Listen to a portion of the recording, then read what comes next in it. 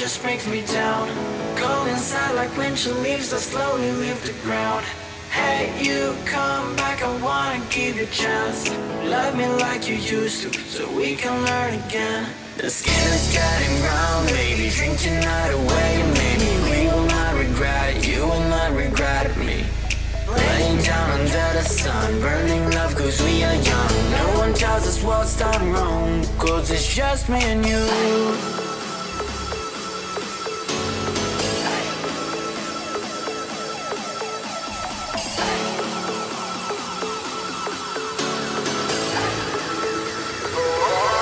It's just me and you.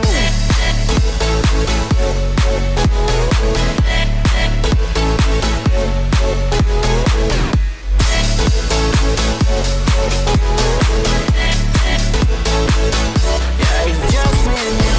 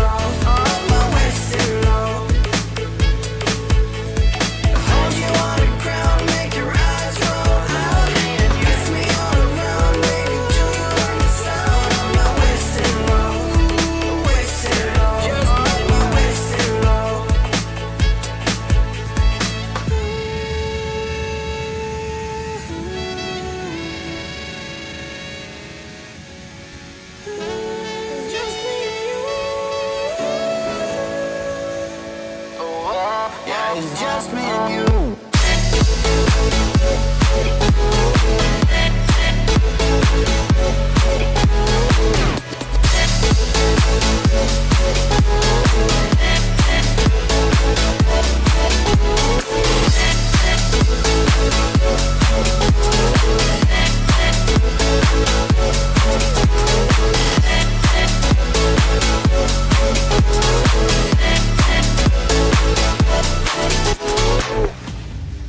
Ladies and gentlemen, it is not the beginning. It is not the end. It is not the beginning of the end. Well, it is sort of, actually, if you think about it. Hello, everybody, and welcome to what is the finale of Season 16 of the Blackout Racing Series. Good grief. Season 16. Well, that's gone by pretty quickly, hasn't it? And, well, it's been fraught with ferocious fighting, absolutely bonkers battling, and an F1 game that is entirely unpredictable, as F1 24 indeed has proven to be. Tonight, ladies and gentlemen, in only what can be described as the greatest racing week you'll ever see in your life, we are heading to, you would have seen it in the title, but it's Abu Dhabi and Brazil. It's another sprint race to add to the collection of sumptuous sprints. Brazil, there's no better place to have a season finale. F1 in real life might disagree, but we know our stuff, so that's fine. What happened last week then? Well, the answer is that Thanasi smashed everyone. Literally smashed everyone. We couldn't include it on broadcast, but secondly, he just absolutely destroyed. I'm pretty sure he won in both races. It was a wet race in Cosa, he won. And in Mexico, he also won. So, it's an ominous marker to lay down, if I'm being perfectly honest. It is a very ominous marker to lay down. However, does that still mean he is in the championship running? Well, in short, I can tell you right now, the answer to that is, if you just give me a second to cook. I am not cooking. Why am I not cooking? The answer is because I haven't gone to Google Sheets. I'm a fraud. It keeps telling me that my graphics drivers aren't good enough. Let me tell you something, F124. You're not good enough. How about that? Take that to sleep with you. Surprised you even sleep at night with the atrocities you've committed. Anyway. No, Thanasi's not in the championship fight anymore. He is 90 points off the top of the table, Timmelele. The only person that can challenge Timbo is Terziak. I can tell you now the points at the top are 571 for Timmelele and 528 for Mr. Terziak. There is a lot on the line here today. Terziak has to do everything he can to fight his way to the front, make sure he is fighting fit at the front, and make sure he doesn't flummox the job. Timmelele just can't screw the pooch, and he should be fine. Although, many stranger things have happened in Blackout racing before. So I won't hold your breath on that one. So, look at this standby screen. Look at that minx. He's absolutely beautiful. Who made him? Magico, in his art factory. I'm looking fantastic. There's no other word for it. He made all of the screens here from starting to ending. Go and give him a follow. He's also on a YouTube as well, because for some reason I just didn't click on that one last time I was on. But he does have a YouTube, so go and subscribe to it. I believe, if I remember my numbers correctly, it's Magico438 or 5438. It's one or the other, but you will find him either way. We are waiting to get proceedings underway. That right there is the sound of F124, which I turned the sound up on after last week's broadcast, because I was doing Mexico time trial just to see where I would end up. The answer is less than a 10th off Terziak in time trial on a controller with no assists. So that's quite cool, isn't it, ladies and gentlemen? It's probably the last thing the Blackout grid wanted to hear, I'll be honest with you. Anywho, as we hear engines roaring past, let's talk about engines that were roaring rapturously at the Dutch Grand Prix, where it was an orange person winning, but it wasn't Max Verstappen, and it wasn't someone from Cheshire. It was Lando Norris in the McLaren. And what a guy, what a drive. It was 22 seconds ahead of Max Verstappen. I mean, it's just ridiculous, really, isn't it? It's just absolutely ridiculous. Right.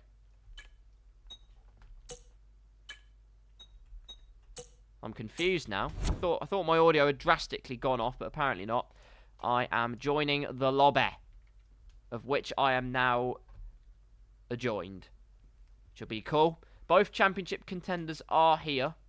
The good news is I'm not insanely late. Only several drivers have joined, so I'm quite late. Oh my gosh, Dirkleton is here, fresh from the Dutch Grand Prix. Had a suspect, I say suspect, had a severe cut on his leg, which I suggested using T-cut for. Which would have, I think would have worked personally. I don't see the problem, but there you go. We've got both Mercedes drivers here today. Mercedes, actually, the Constructors' Championship is something I need to talk about as well while we are here.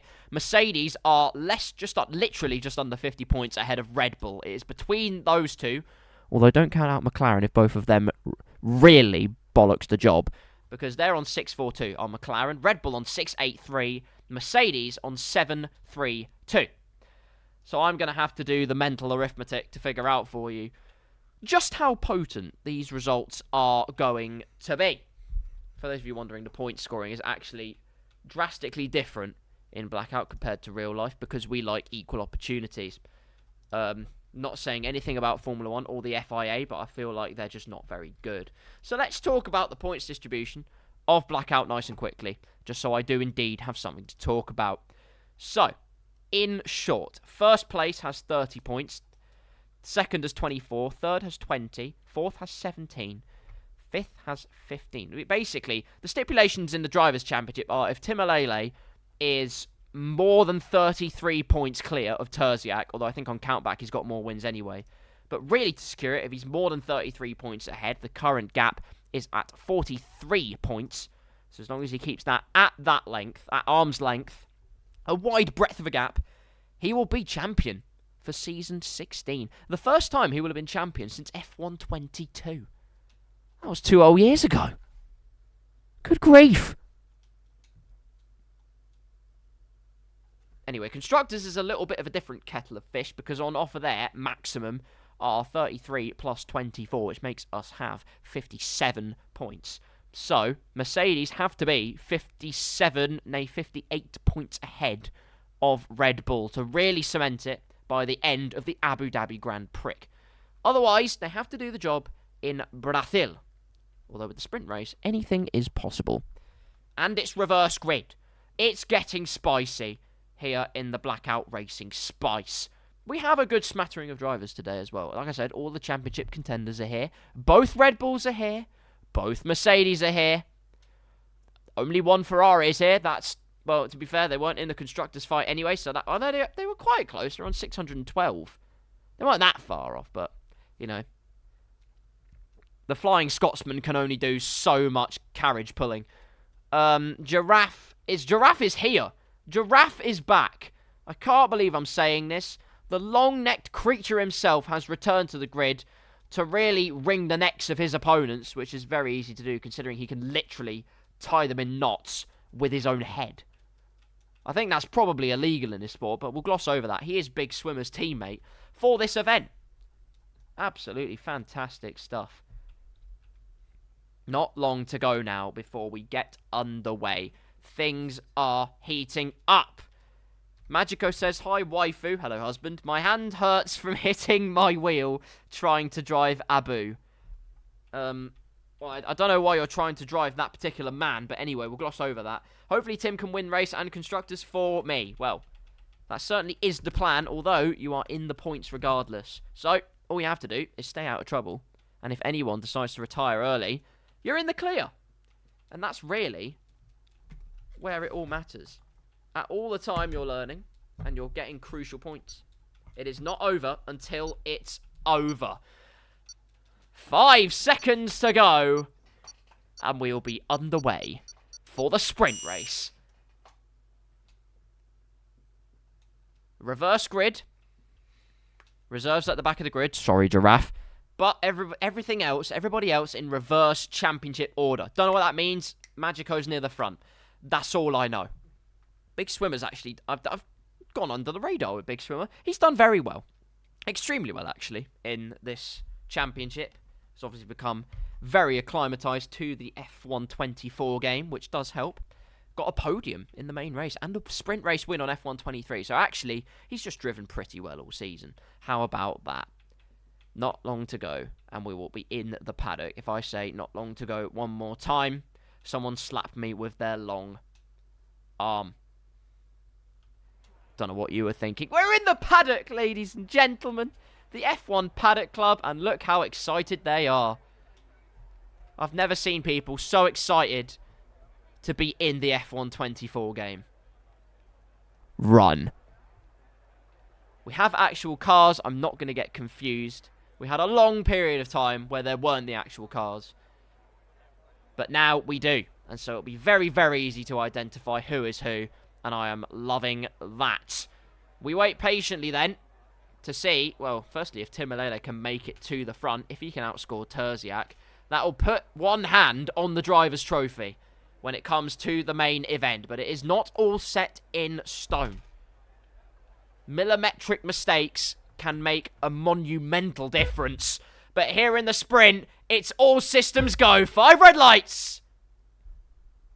Lights out and away we go. And Giraffe is starting at the front. And I'll tell you what, he's got a great start against Vulcan in P2. Into turn 1, Giraffe leads and the rest of the grid can duke it out behind. Magico and J-Lane going side by side. Around the outside goes J-Lane. Millo's already left. That's interesting. We've not even done a corner yet. I didn't realise it had gone that bad. But anyway, he's up to P8 despite not existing in this session. Buck 57. It's all kinds of chaos. 3 wide in 2 accounts. This is unbelievable racing. Millo demoted to P13. Absolutely plummeting down the order. Slipstream fest all the way down. Giraffe still leading, but look at this. Terziak trying to go down the inside of Buck 20. Round Buck 57 goes to the outside. Terziak, it will switch to the inside, but nothing working there. Thanasi's got front wing damage. I can't even keep up, lads. Give me a break for a second, but Giraffe with a comfortable margin. But here comes Maximus around the outside. He tries to sweep, but there's nothing doing for the time being. Vulcan has that one covered. But maybe an opportunity presenting it. No. No, he does not. He bides his time. Actually, rather wisely, all things considered. But going wide, not part of the script. And now it's Timothy Lane hustling and harrying his diffuser. Trying to find any avenue past. I'm looking patiently to see what on earth is going on behind as well. But J-Lane practically pushing Maximus through the final corner. Giraffe still has the lead, but for how long? Vulcan's made hay in that final sector. And in fact, was better off making hay in the first corner because he went so far off he could have gone into a field. Magico holding down P6, a good start for my husband. However, Big Sam is about to relieve him of P6, possibly, maybe to the inside. Thought about it, certainly. Forces a little lock-up out of the Mercedes driver. It's about intelligence sometimes. Just bide your time. You don't need to be overzealous. The move doesn't need to be made immediately. But with DRS enabled on lap number 2, Vulcan sweeps into the lead of the Abu Dhabi sprint race. Jamie Tarquin's making up good time as well. Round the outside of J-Lane will turn into a great dose of slipstream behind the Haas of Maximus. Terziak making moves as well. He's ahead of Timmelele. That is the crucial thing for him. Probably Timmelele hoping his teammate could have done a favour, but that is not to be. The Ferrari man is up the places, but now Magico thought it was going to lend the position to Timmelele, but apparently not. Round the outside goes Terziak. No holds barred. Contact made. Spinning round goes Buck 57. Goodness gracious me. Everyone just manages to avoid him. That could have been very costly indeed. But all is well.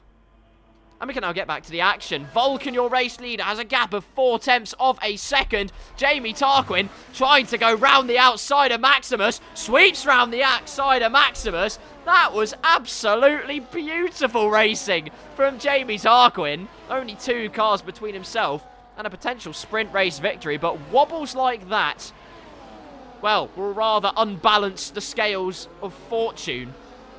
That won't be in his favour. Just has to keep it consistent. J-Lane's dropped off the back of this battle. And Big Swimmer, like a hungry shark, smells blood in the water. J-Lane's blood is green. Big Sam doesn't care he's radioactive. He's blazed past the Kick Sauber F1 State car. Call that medium rare. Big Sam's well and truly cooked him well done on that one. Into P5 he goes. Timmelele's up to P8. Something's happened to my husband briefly. What on earth is going on? Thanassi's now duking it out because here comes Dirkleton out of nowhere. Millo's up to P9.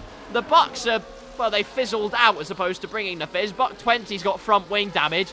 Buck 57 hasn't got well, only emotional damage, truth be told. Millo and Thanassi, though, are side by side. I can hardly keep up at this stanza, but Thanassi sweeps through on the inside. The Red Bull man on a mission, even with front wing damage. Might be out of the title fight, but he's not going down without any sort of reply. He wants to leave this season 16 as a winner.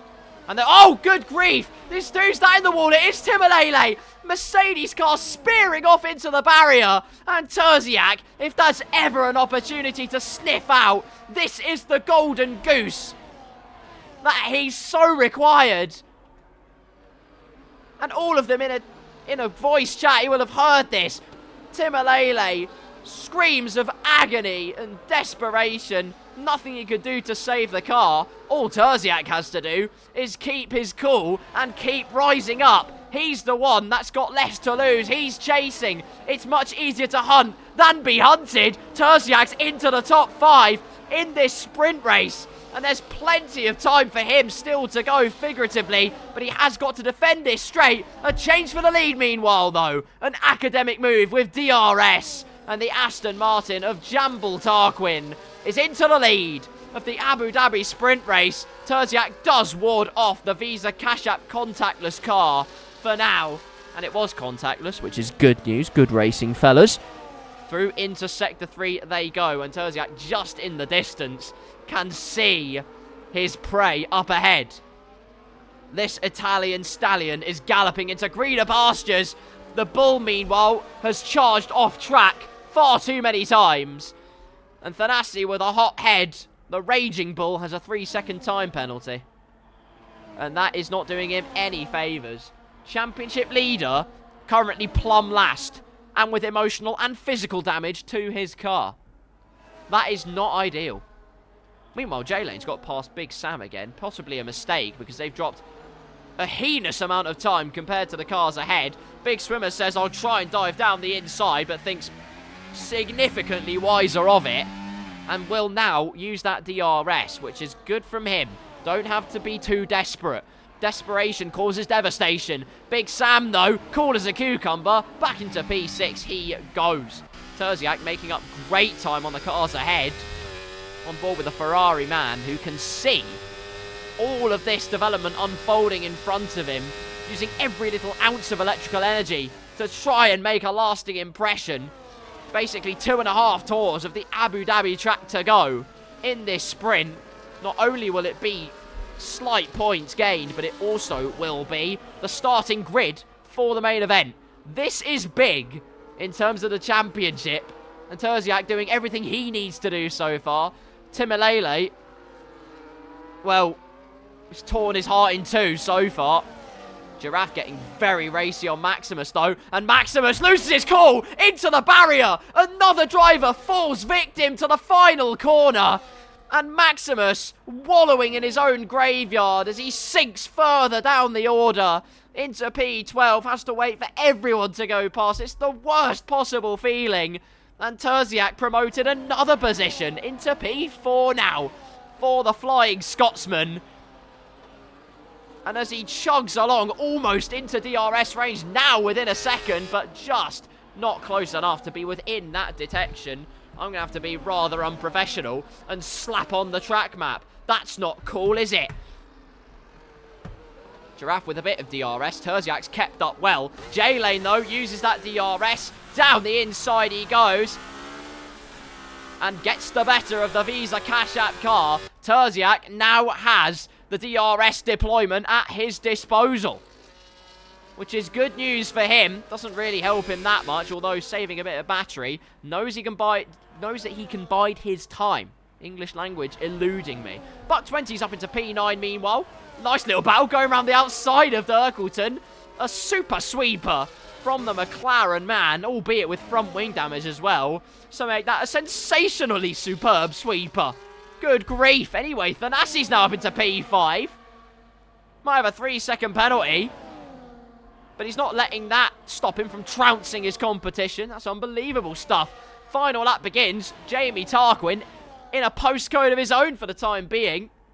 In figurative terms, Big Sam not only going round the outside of J-Lane, round the outside of Thanassi goes the Visa contactless car. That's beautiful, but a slide to complement that crazy move means Thanassi's going to take Big Sam for a crazy ride as Timmelele gets a 3-second time penalty. That's catastrophic. Thanassi tries to go for the switch. Big Sam has that covered, and Milo is now on the scene. Terziak up into P3, though. Great news for the Ferrari driver. And now another straight to deploy DRS. Exercise the electrical energy. And he could be as high as P2. 7 extra points for the Ferrari man would mean absolutely everything in the context of the championship. And Terziak charges past the Flying Scotsman in P2. If Jamie Tarquin weren't there, he would have won the race. That's obvious, isn't it? But the point is, what an incredible way to start off the finale of Season 16. Jamie Tarquin, though, for him, it's pure perfection. In the sunshine as Terziak has a huge slide there. Jamie Tarquin with no such dramatics across the line to win the sprint race. It's pole position for the Aston Martin driver. And Jamie Tarquin, that is tremendous. Terziak with a terrific drive up to P2. Vulcan takes P3 to take a figurative sprints podium for the Kick Sauber team. Cash App RB a 4th and 5th with Giraffe and Big Swimmer. J-Lane 6th, Milo 7th. Thanassi will pick up a point for Red Bull in P8. It might not seem like much, but Red Bull are chasing Mercedes in the Constructors. Every point counts. But the bigger points are tomorrow. The only car left to finish is Maximus round the final corner. And not with, I think he might have front wing damage. So with a slightly frantic flourish, Maximus concludes the sprint race. 7 laps of slicing and dicing. And the Abu Dhabi decider, well, part 1 of the decider at least, begins with Jamie Tarquin on top. P1 for the Xbox boy, Terziak in P2. That does his championship chances a world of good. But the main event has to be just as interstellar. Vulcan with a great drive. P3, congratulations to you. Giraffe and Big Sam, 4th and 5th. Jalen comes home in 6th. Milo in 7th. Thanasi in 8th with buck 20. Dirkleton, despite having a gaping wound in his leg, finished 10th. Well done, Mr. Columbia Narco. Magico 11th with Timmelele, buck 57. And Maximizing Maximus at the back of the field. That is also, ostensibly, your grid for the main race. Although it will be a reset because, well, they've updated the sprint rules, and it does mean, well, I think personally there should be an option to have either the older or newer sprint format, depending on what you want in your lobby. But unfortunately, I am not part of egregious, agonizing sports, so we can't have nice things. So I'm going to hazard a guess. In fact, not hazard a guess. I'm going to confidently predict it will be a red flag. We'll reset the lobby, and then it will be the actual event, with your top 3 being Jamie Tarquin for Aston Martin. It's Mr. Terziak for Ferrari, and Vulcan in the Kick Sauber Green Lean Machine in P3.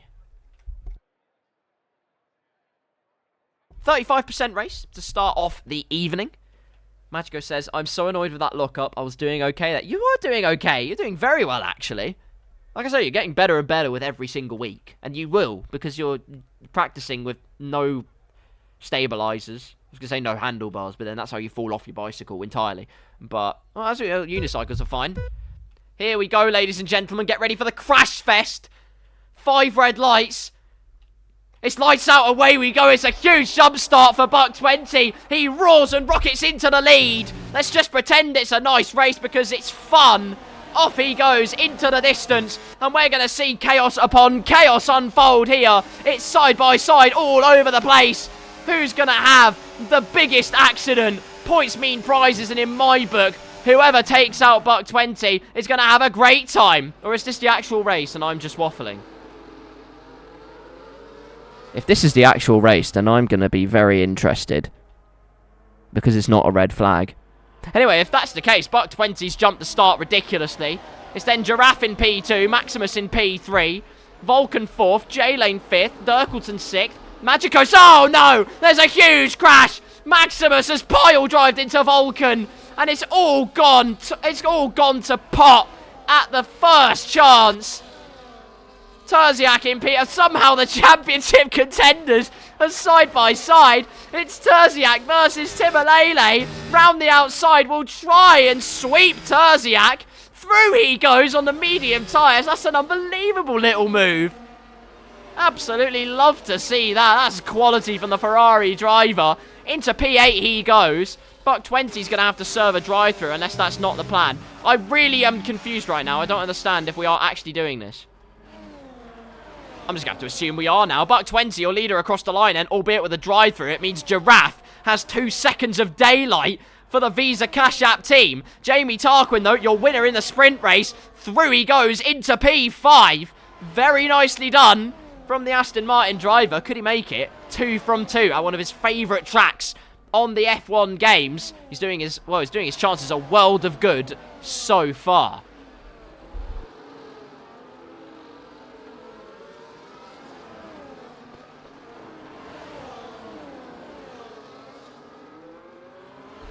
Dirkleton, well, someone slowed down hugely, but J-Lane's up to P4. Jamie Tarquin's usurped the pair of them. Up into P3 he goes. It's absolutely wonderful stuff here. Giraffe's lead now eroded to 1.5 seconds. Meanwhile, Dirkleton is going to be an Aston Martin 3-4 here with a helping hand of DRS. J-Lane's not having this one lying down, though. He's going to let Big Sam in on the fight. Down the inside. Easily, Big Sam ascends his way up into P5. And I think Dirkleton will rightly feel quite aggrieved at that particular one. J-Lane came in, well, like a hot-headed honey badger. It was to lick the stamp. Unfortunately, that stamp got very significantly licked. And now it's J-Lane versus Big Sam again. Run it. It's going to be fun. Jamie Tarkin with an absolutely monumental lap there. 1:25.6. Dropped a full second and a bit on Giraffe's head. Now within his DRS. And already it's getting very interesting. It is getting very interesting in this race. DRS at the disposal of the Aston Martin car. I can confidently predict he's going to make his way through. If not on this straight, it will be on the next. Not using any battery here on this first little stanza. Saving his breath, biding his time.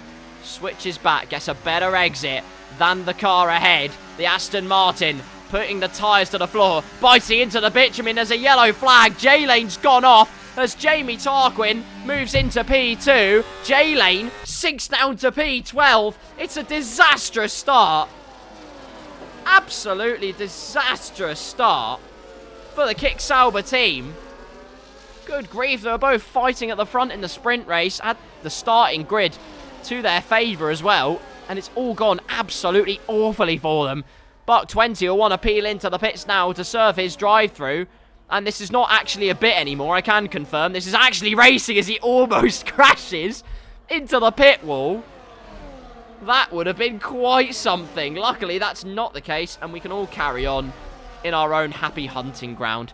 Serving his drive-through penalty, your leader, Jamie Tarquin. Giraffe, though, has stayed within a second. Go on, son. Milo, by the way, I've kind of let him slip significantly under the radar. He's up to P3. A superb start from the McLaren driver.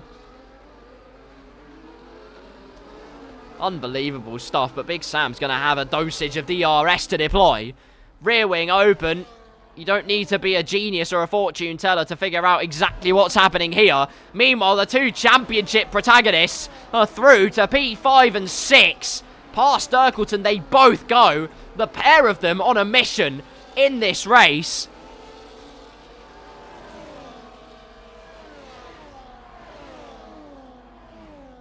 And now we'll see if Terziak can get the better of Timmelele. He's peeling to the outside, trying to go round the outside, just like he did at the beginning of the race. And round he goes. It's still going to be side by side, albeit briefly, because the Ferrari, the Italian stallion, gallops its way into P5. And now, just to add insult to injury for Timmelele, Terziak's got extra protection because he has the DRS off of Milo up ahead. Which is great news for him, albeit just teetering on the edge for the time being. Has to try and stay within that little range, and he does get comfortably within it.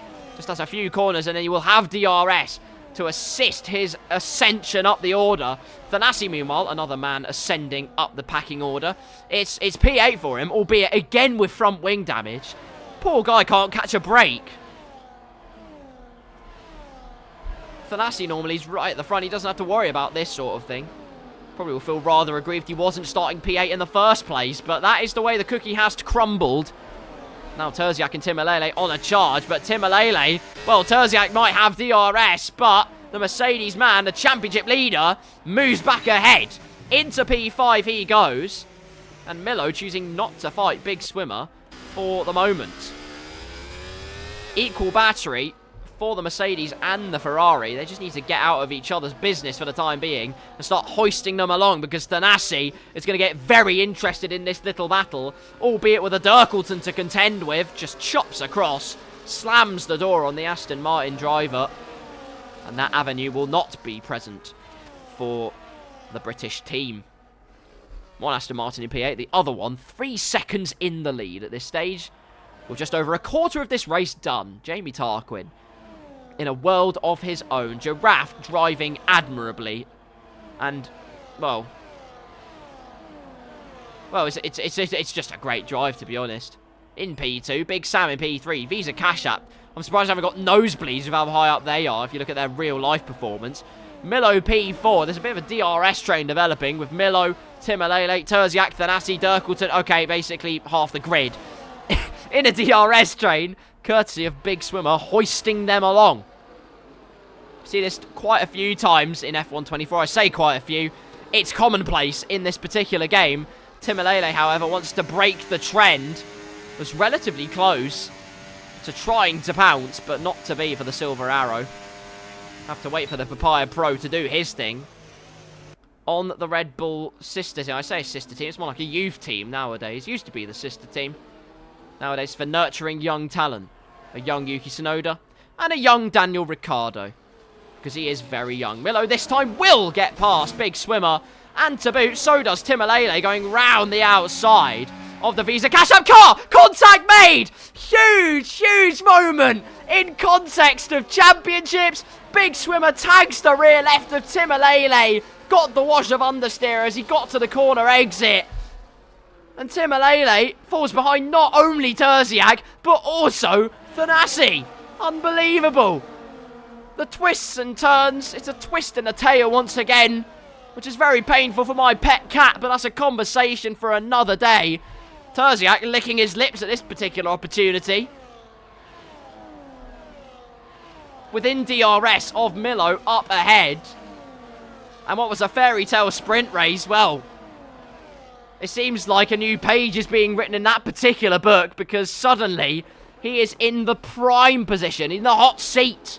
And it's Abu Dhabi, so I feel sorry for him. It's a very hot seat already.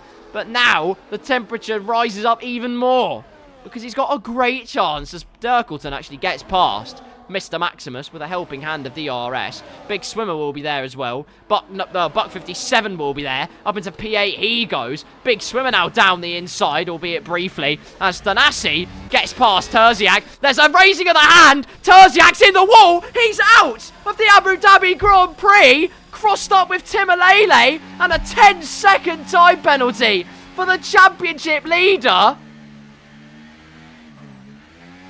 Mic drop.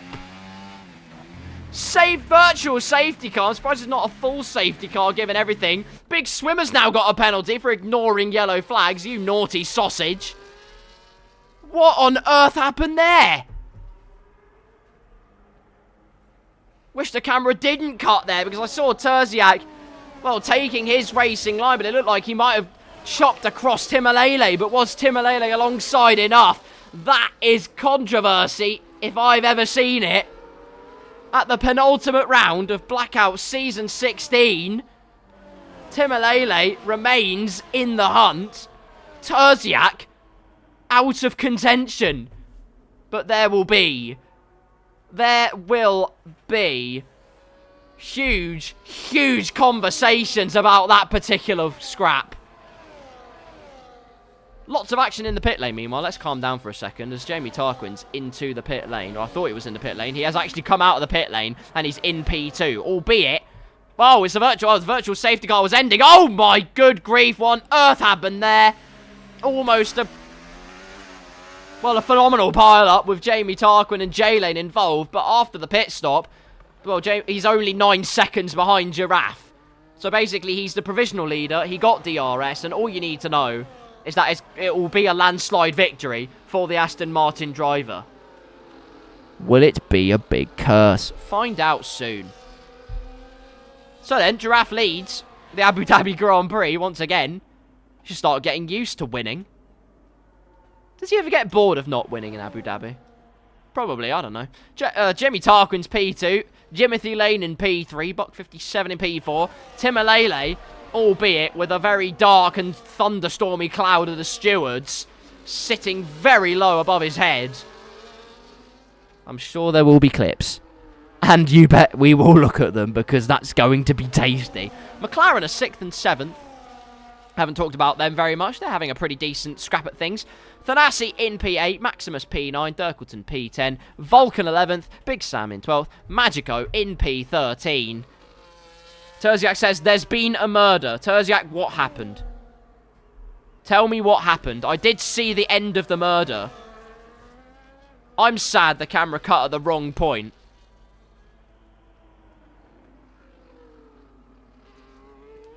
This will be very, very spicy.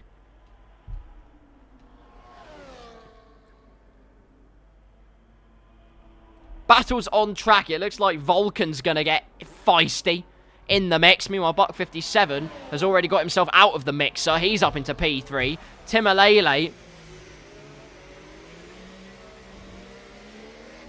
The oh no! It's gone wrong for Timmelele. Never mind. If divine intervention was ever a thing, I think we might have proved that gods do in fact exist. Terziak said he got pitted. Tim appeared in a place he shouldn't have been.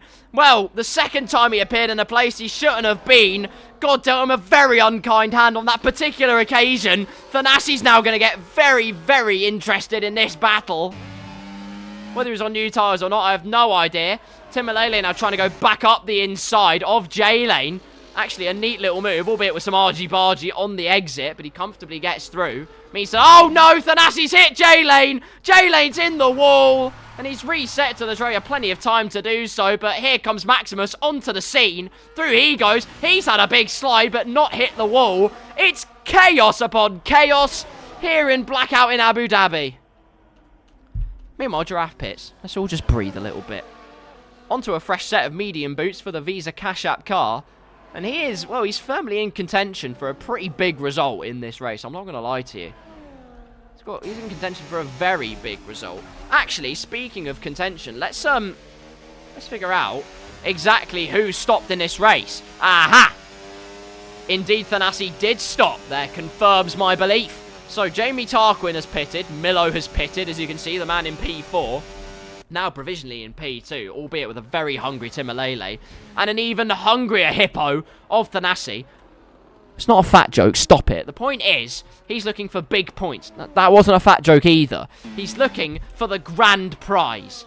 The ultimate bolt. I'm gonna get cancelled. But the point is, Timmelele's going through round the outside. One Aston Martin is in heaven. The other one has descended into the 7th circle of hell because Dirkelson's had a spinner after the chicane on one of the straights. That's not good. Timmelele through into P4. Milo's not going to take it lying down, though. It's great from the McLaren man. A huge elbow out. And Thanasi takes that opportunity. He says, thank you very much, Milo. I'll happily accept that mortgage opportunity of that position.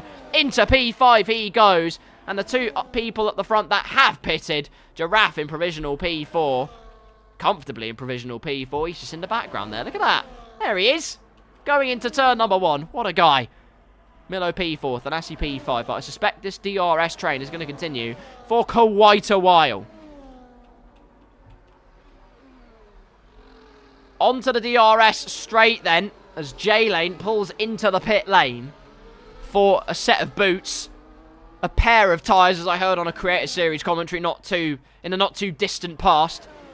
Some people wishing that Jamie Tarquin did only have 2 tyres on his car, but Thanasi has 4 wheels on his wagon, and he has used them to great effect, albeit with a bit of flappage. Through into P4 he goes, and it's textbook.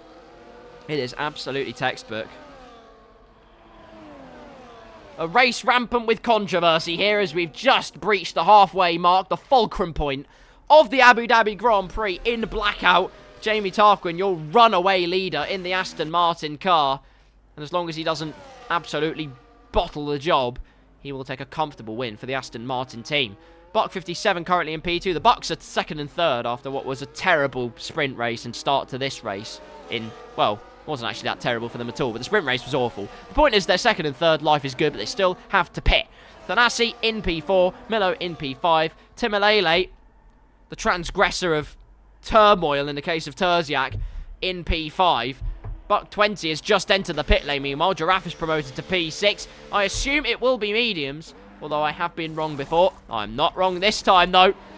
Yellow banded, medium Pirellis on the McLaren man's wagon. And he'll re-enter this race, probably just behind the Dirkelton and Big Sam battle. Either that or just ahead of it, because he will have the slight cut back. It will be just behind. Forget what I said. I don't know that much about Abu Dhabi, clearly. 8 seconds now, the gap up front.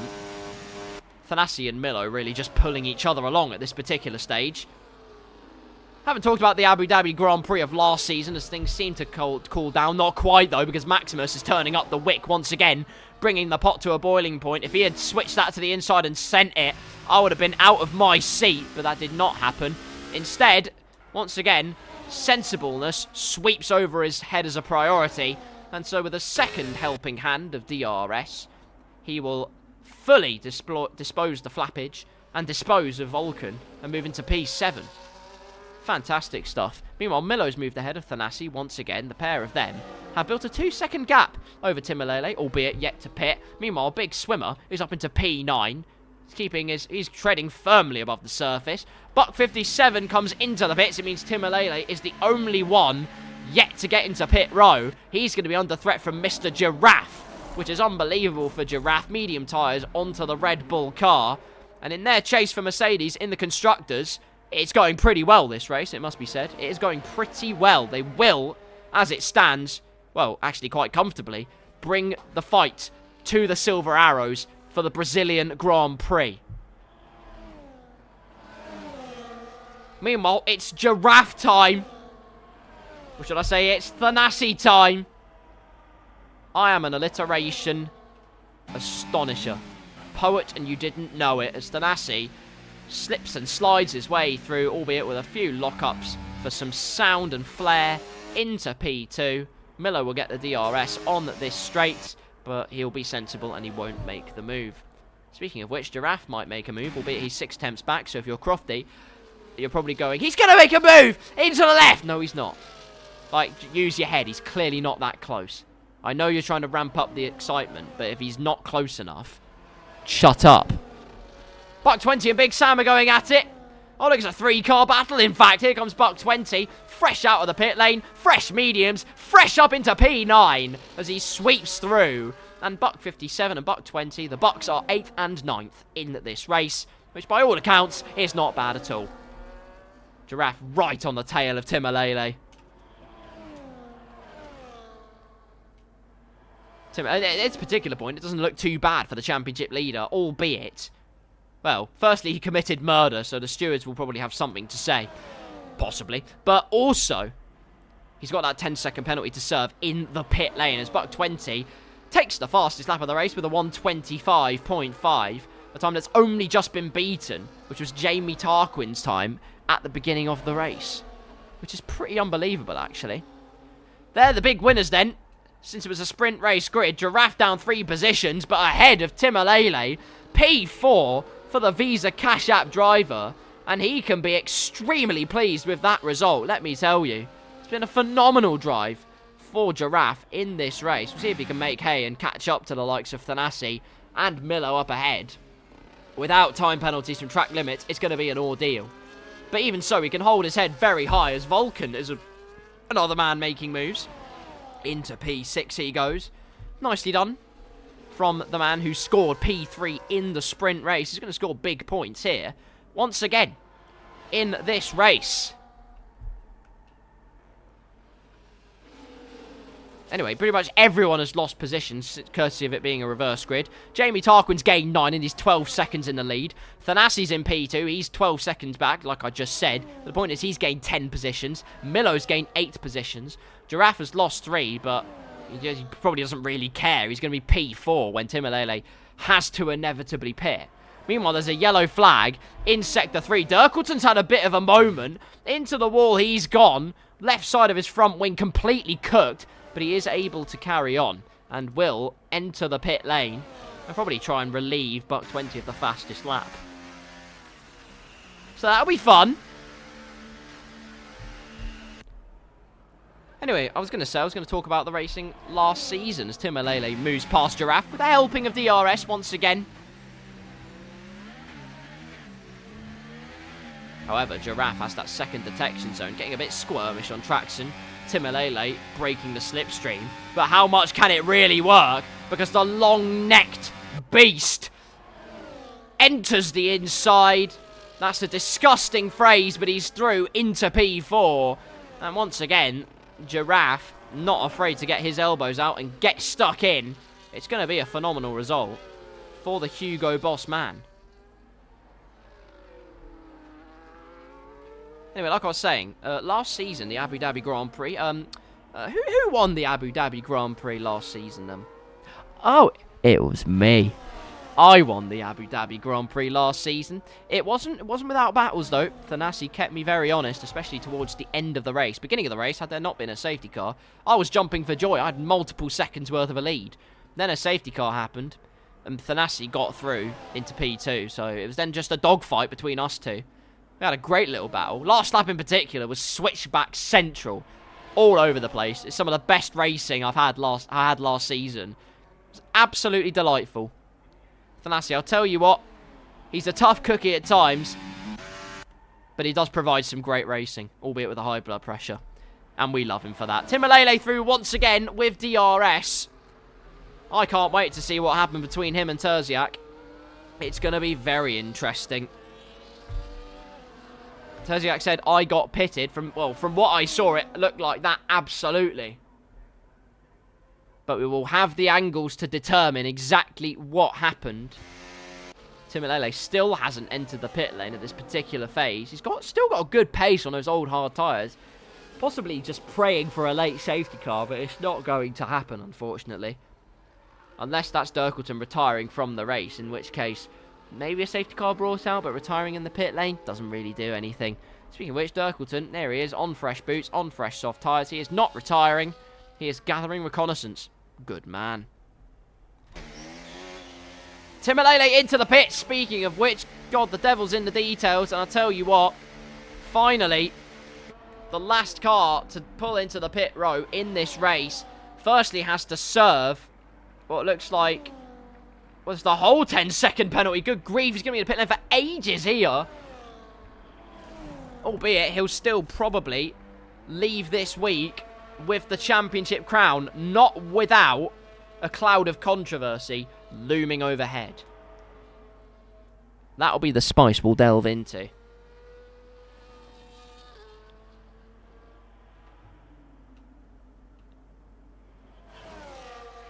Out of the pit lane he goes then.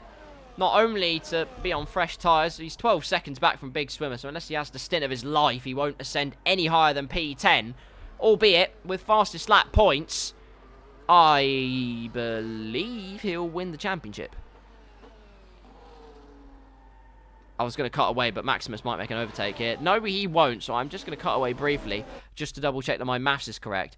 Terziak gained 7 points on him, which means the gap from what was 43 points was down to 36. And Terziak had to finish ahead of Timmelele by 3 points in order to keep the championship fight going. That's not going to happen, and so Timmelele will be champion after this race weekend. And in poetry, really, Season 15 was won. The championship, the Drivers' Championship, was sealed at the penultimate round of the season. In Season 16, the Drivers' Championship will also be settled at the penultimate round of the season, albeit in rather contrasting circumstances. Giraffe, meanwhile, has a time penalty.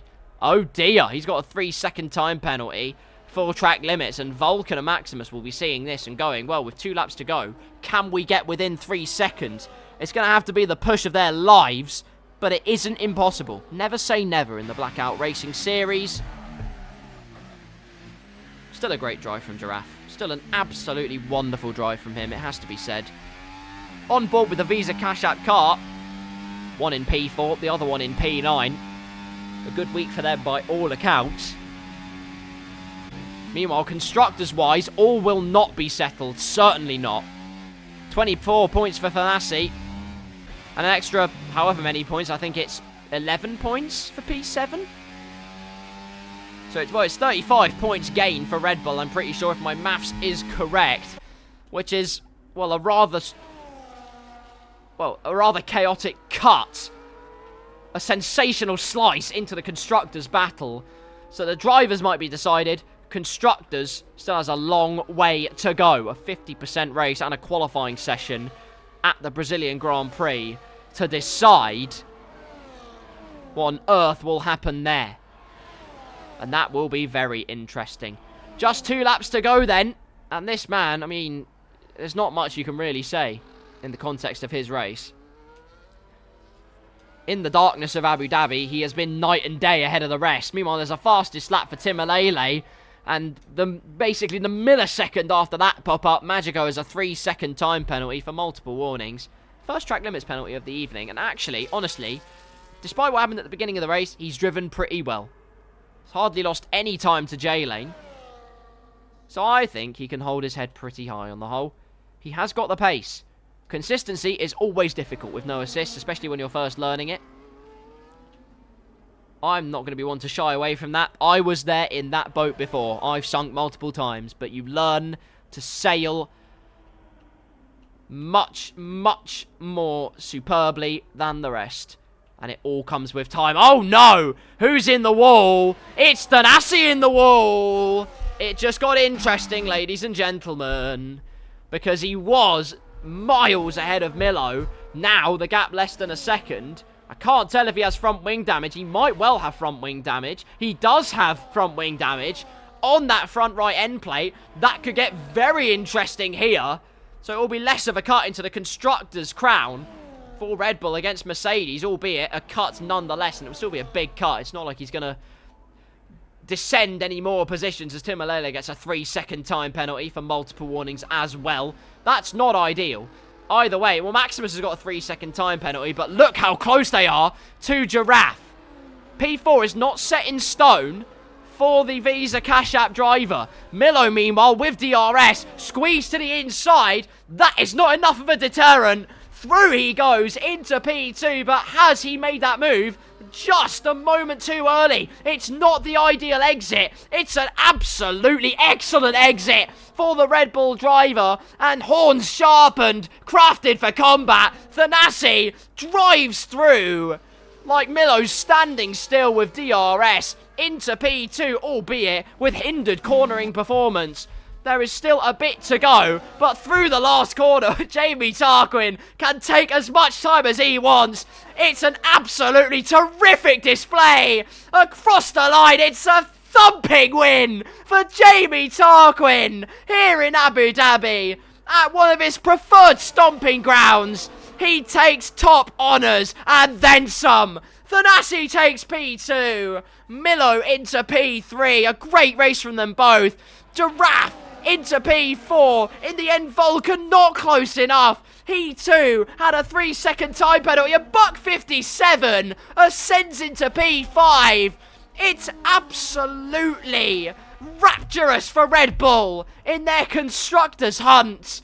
And what was a significant gap to cut down has been sliced, diced, hung, drawn and quartered here in Abu Dhabi.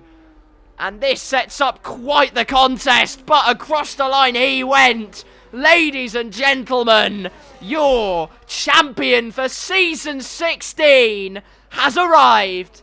Timmelele takes the ultimate prize in Blackout Season 16. He is the Drivers' World Champion, but there will be many questions about that mid-race misdemeanor with Terziak. We will have all the news very soon, but even so, other than that, he has shown peerless pace for the majority of the season, and consistency has been key. Didn't materialise in Abu Dhabi, but a good championship showing nonetheless for the German driver. In fact, I say good, he's literally the world champion. It's an otherworldly performance, really. But look at that, with a somersault, finesse and a flourish. Jamie Tarquin for Aston Martin is the king of the Yas Marina circuit. Thumbs up there to say, and what? What are you going to do about it? This is my home turf. You can't touch me here, and they certainly couldn't. They spray their 7-up free. Jamie Tarquin, driven superbly. Thanasi and Miller, by all accounts as well, have also driven an absolute belter. So kudos to them where kudos is due. Got caught up in that scuffle at the chicane, and despite that, emerged second and third. Giraffe P4, haven't talked about him enough. Well done him. $1.57, courtesy of not even getting penalties, just remaining within the track limits and driving a great race himself, gets into P5, and I will be able to give you all of the stipulations for the Constructors with pretty much immediate effect. And, well, ladies and gentlemen, the big talking point, as I give it away, sort of, ladies and gentlemen, is going to be this. Lap number 7 of the Abu Dhabi Grand Prix. Terziak on his baked potato. It's going to be going through the chicane. Actually, there's probably a better way of showing this. That's an insult. I'm very sorry. Let me go here. It's probably better quality if I actually click the link. Is it better quality? Take me to the clip. No, it's just that bad. This is 720p. More like 720 pence worth of quality. Anyway, the point is, here's the Terziak incident. Here we go. Actually, Magico firstly. I was only 0.6 behind J-Lane's fastest lap. I am getting there very slowly. It's fair enough. I don't play like that. It's to save space. I thought as much. I was going to say, if you're using the 30 FPS tactic, that is bold from you, my friend. But anywho, so let me turn the sound down as well so I don't go chronically and clinically deaf. Into the chicane we go. So that is Thanasi on the inside, who gets through. That's a neat little move from Thanasi, albeit with contact. It narrows Terziak's line. There's Timmelele on the outside. Remains there and... Ooh. Ooh.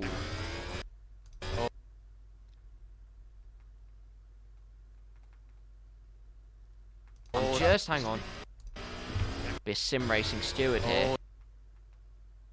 Yeah, I mean, the initial contact was made. So the contact's made here. That sends Terziak out to the right-hand side. Technically, yes, if you're gonna be specific and pedantic, oh, we should leave a car's width between yourself, the other car, and the white line. But I mean, Timmelele's got all that space there to run his wheel over. Obviously, we need to see it from his perspective because that will give a clearer indication of how much space was actually left. At this point, you're not moving back towards the white line. Yeah, I think the only reason you do is because contact is made.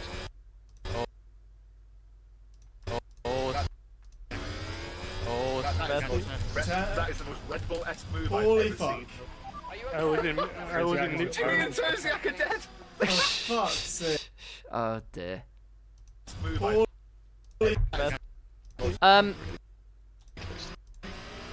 Well, looking at this from the perspective of the Flying Scotsman, what do we all think? In the chat, what do we all think?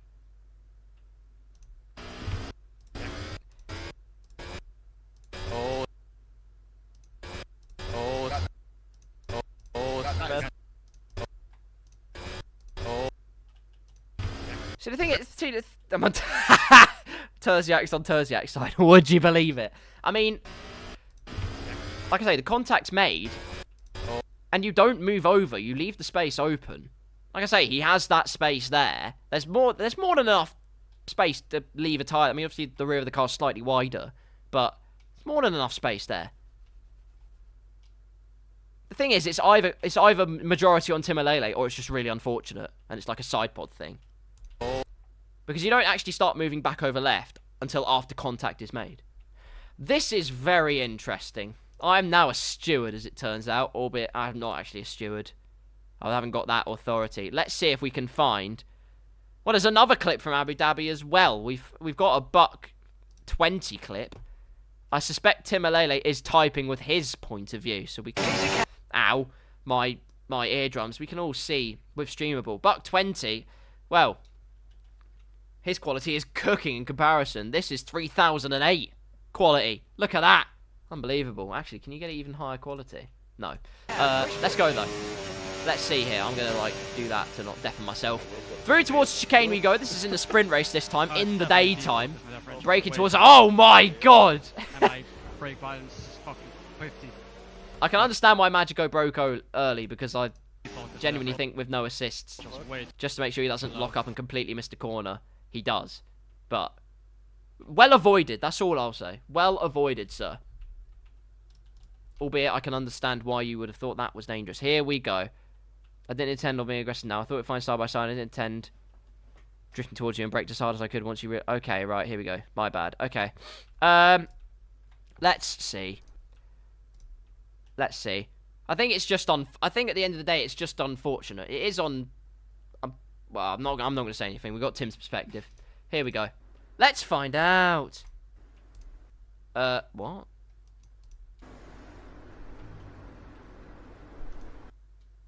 Well, Timmelele playing with the wind add-on in terms of the sound. Well, that's probably just his background, but here we go. Right, into the chicane we go. So Thanasi's made the move. Tim obviously spots the opportunity to go around the outside. Well alongside at this point. Ooh.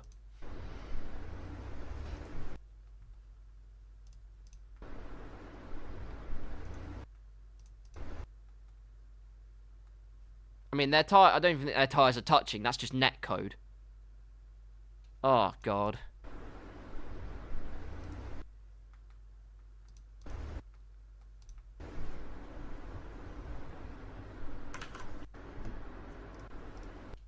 I'm struggling with this now.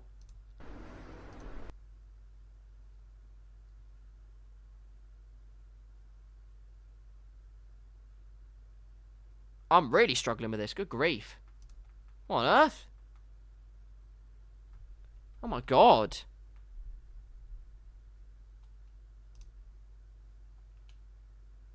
Justice for Jeddah. Well, I mean, I guess, but at the same time, it's that car up ahead that was the aggressor. Terziak, the poor guy had nothing to do with it, but...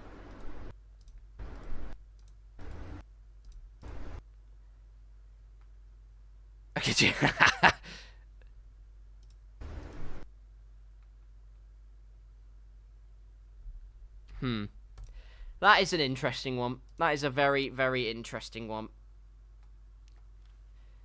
Let me just say, I take absolutely nothing away from Timmelele. Let me just make that quite clear. Timmelele is an absolutely deserving champion. I think that's just really unfortunate. I'm being completely honest. I think that is just incredibly unfortunate. Partially net code. If we're going to be really, really specific and pedantic, we'll be here for 6 hours. The point is, Timmelele's Blackout champion. He's driven a blinder all season, and I applaud him. He is a willing recipient of the championship crown, which I will now descend onto him. And actually, Terziak, if you think about it, you don't have to do a shoey. I know someone who does, though. I know someone who does. And they're going to have a lot of fun doing a shoey, as I learned. I've never been the same. Have Merc won the Constructors? I don't think they have. I do not think they have. So, Thanasi got P2 in the sprint. I'm going to have to do some calculating work on this one. Thanasi got P2 in the sprint. That cut the gap. Mercedes didn't score in the sprint. That cut the gap by... no, he didn't. Where did Thanasi fit? He got a point.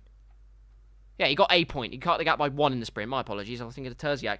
He's a speedy boy with a slight taste for blood. In fairness, that was me occasionally, albeit I tasted my own blood more often than not, so that was quite sad. Yeah, cut it by 1 point, and then Red Bull obviously had... So you finished 12th, and Tim finished 10th. So that means that you scored 10 points overall, which means you're on 742. Let me just get a notepad for this one. So, Mercedes are on 742 going into Brazil. You all better remember this. They're on 742.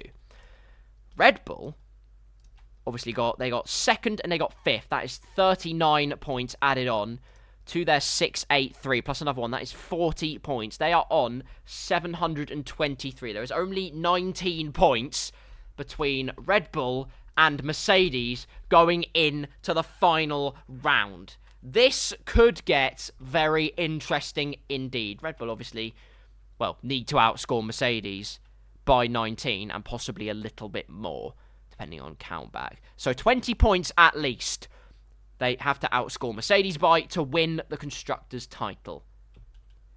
Mercedes, though, the ball is in their court, and not a moment too soon. The driver's crown might have been decided. Constructors' crown is ginormously up for grabs as we head to Sao Paulo for the final round of the Blackout Racing League on Season 16. And let's just reminisce. Let's reminisce on last season. You saw a clip of it at the beginning of this stream. But who won? Who won the Season 15's Brazilian Grand Prix? Any ideas? Any bells rung? It was me. Ha! I didn't get pole position though. It's one of the few times in qualifying where I actually didn't get pole position, which is unbelievable. But There you go. That's the way the cookie crumbled.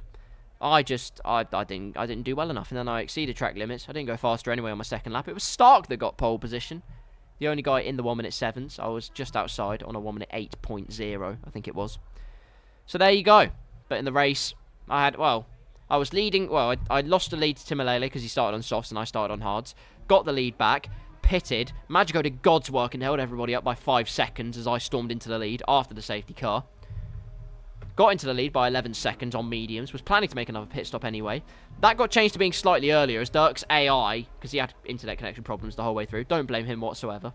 His car then decided to go on strike. I then died of death. Meanwhile, speaking of the battle between Big Sam and Dirkleton out of the pit lane, Big Sam's the first one out to survey Sao Paulo. There is no better track to end off the season than Sao Paulo. That is all I will say. No place does it better. F1, take notes. Go to Brazil for the finale. Abu Dhabi, the only way they've made a season finale any kind of exciting, they had to rig the entire result. Well, maybe not. The point is the FIA are a bunch of fuck. Anyways, qualifying time, we're going to have fun. I was going to say at the end of last season, I hit Dirkleton's car because I didn't know which way it was going. I lost my front wing, had to pit. Then I made the comeback of all comebacks in what was the best drive I've ever done in my life. And then won. It was great. Big Sam, however, is going to show us greatness for this first qualifying lap. It goes wide at turn 1. That's probably not in the script. But through turn 2, gets it all sorted out and then actually invalidates his lap. So off to Dirkleton we go, who is deploying the overtake button. So we ride on board with the Aston Martin car, heading towards turn number 4. You want to brake probably just after, in fact, maybe 75 metres, and then go off the track. Not invalidate, though. Crucially, make a TikTok dance about that particular celebration. Through into the right-hander. Piscina del Lago, I think it is, or Decila del... I don't know how you say it, I don't care. Through the right-hander, then the sweeping left, hug the inside, quite unlike real life, where you can start on the outside, use the camber, and then spit yourself out of the other end at great speed. Try and hug the curb on the inside. Dirkleton pushing the limits of his car and then some. Absolutely everyone out on laps here in qualifying. It's a great qualifying way to end. And it's just started raining. No wonder they're out on qualifying laps. Dirkleton's got the best of the Brazilian Grand Prix track. Line of least resistance towards the line. Across it he goes. It's a 1 minute 9.2. But now the laps are going to come in thick and fast. J-Lane going to be across the line next. What can he put onto the board? It is a 1 minute 10.1. Where's Magico? He's about to cross the line, albeit he's not even done a lap yet. Red Bull having a world of favours done for them as Buck 57 takes provisional pole. Buck 20 then snaps that one up with a 1 minute 8.8. It's all tumbling down thick and fast as Magico goes for another lap. Thanasi takes the fastest lap of qualifying, only by 200ths, but it's the fastest lap of qualifying nonetheless. Milo up into P6. Jamie Tarquin takes pole position. Make that the Ferrari driver of Terziak taking pole position with a 1 minute 8.795. The limits being found all the way through. And that is the best of the track. The rain now spittling down a tiny bit. The track conditions deteriorating all the way through as there's been a skirmish. Timmelele has front wing damage. Off of the back of, I think that's J-Lane's car. It might have been another car, in fact. That's disaster for the championship crown. For the man who's received the championship crown, no less. It's his best chance in this session. Dirkleton retires from it. Will do no better than P6. Maybe the track not deteriorating that much, though. Who knows? The rain's not that heavy. Thought it almost stopped for a second there. Timmelele across the line he goes. It's 11th place with a 1 minute 12.7, albeit hardly used any battery. He's going to go again here. But the track getting worse and worse all the time. The grip waning away. Magico not that far off from the competition whatsoever. The no assists boy, I applaud you, sir. That is a good job. Maximus then will take no further part in qualifying. In fact, he's retired at the exit of the pit lane. Thanasi retires from qualifying. Into the pits come Terziak and Jamie Tarquin. Hardly anything to separate them. Buck 20 retires from the session. That's qualifying pretty much done. That might be a world record for the shortest qualifying session of all time. Buck 57 is gone. J-Lane's gone. Maximus gone. Magico gone. Just 7 cars left before qualifying is done and dusted here in the slippery Sao Paulo, and it really is quite slippery given the circumstances. It's rather unbelievable, really. I debated whether racing for a controller for this one was a good idea. Unfortunately, I've chickened. I've chickened out of it. It's not going to happen. Unless someone says I should, in which case I'll rejoin the lobby as a driver. Oh! Mercedes contact. Timmelele's retired. Milo's retired. It just leaves Jamie Tarquin and voluptuous Vulcan. Ooh. To retire from the session. And they better get on with it. Why is Jamie Tarquin not retiring? Lad, the track is terrible. Don't bother. There we go. Another one bites the dust. There's only one left. Go on, Vulcan. Give us a great crash for the lads. Oh, never mind.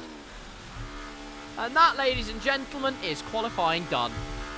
After just 6 minutes and 10 seconds, Mercedes are at the back. And in context of the constructors, that is rather pivotal. 7 minutes of qualifying. It's done and dusted. And now we can just get it straight into race day. I love this game. Unbelievable stuff. Terziak, your pole sitter then. A great little lap. It was crunch time right from the very start. And he crunched the numbers the best of all. Jamie Tarquin in P2. Thanasi in P3. Buck 20 in 4th. Buck 57 in 5th. Red Bull, the ball is in your court. Very much so. Dirkleton 6th. Giraffe in 7th. Miller in 8th. J-Lane in 9th.